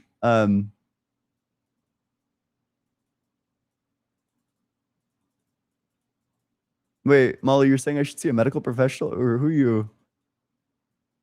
Okay. Oh, yeah. Grimmy, thanks so much. Was just a point that truth can be relative to an observer. That's true. That's absolutely true. Yeah, for sure. That's a good example of it too, like an objective one as well. Like there's an objective truth relative to the observer about like, right or left, but it's still relative to the observer. That's a good point. I agree with that. Anyway, go check out the newest clip. There's a QR code. And also, if you want to learn a little bit about philosophy, if you want to learn about ethics, we're doing a reading group. It's Saturday. The next one is going to be Saturday the 12th, I want to say. We're reading Rosalind Hursthaus's On Virtue Ethics. We've read the first couple of chapters. We're reading the chapter on irresolvable dilemmas. We read the chapter on resolvable dilemmas, but we're now reading the chapter on irresolvable dilemmas, like what virtue ethics says when there's two bad options and you have to pick between two bad options. Neither one is better than the other. It's the 11th? Motherfucker. Yeah, okay, it is the 11th. Yeah, absolutely. Yeah. All right. Yep. It is through Discord. Yeah, it's great. I'll see you all. All right, I'm leaving. I'm heading out. I gave you lots of options. I'll see you all later. I love all of you. Have a great time. See you all later. I love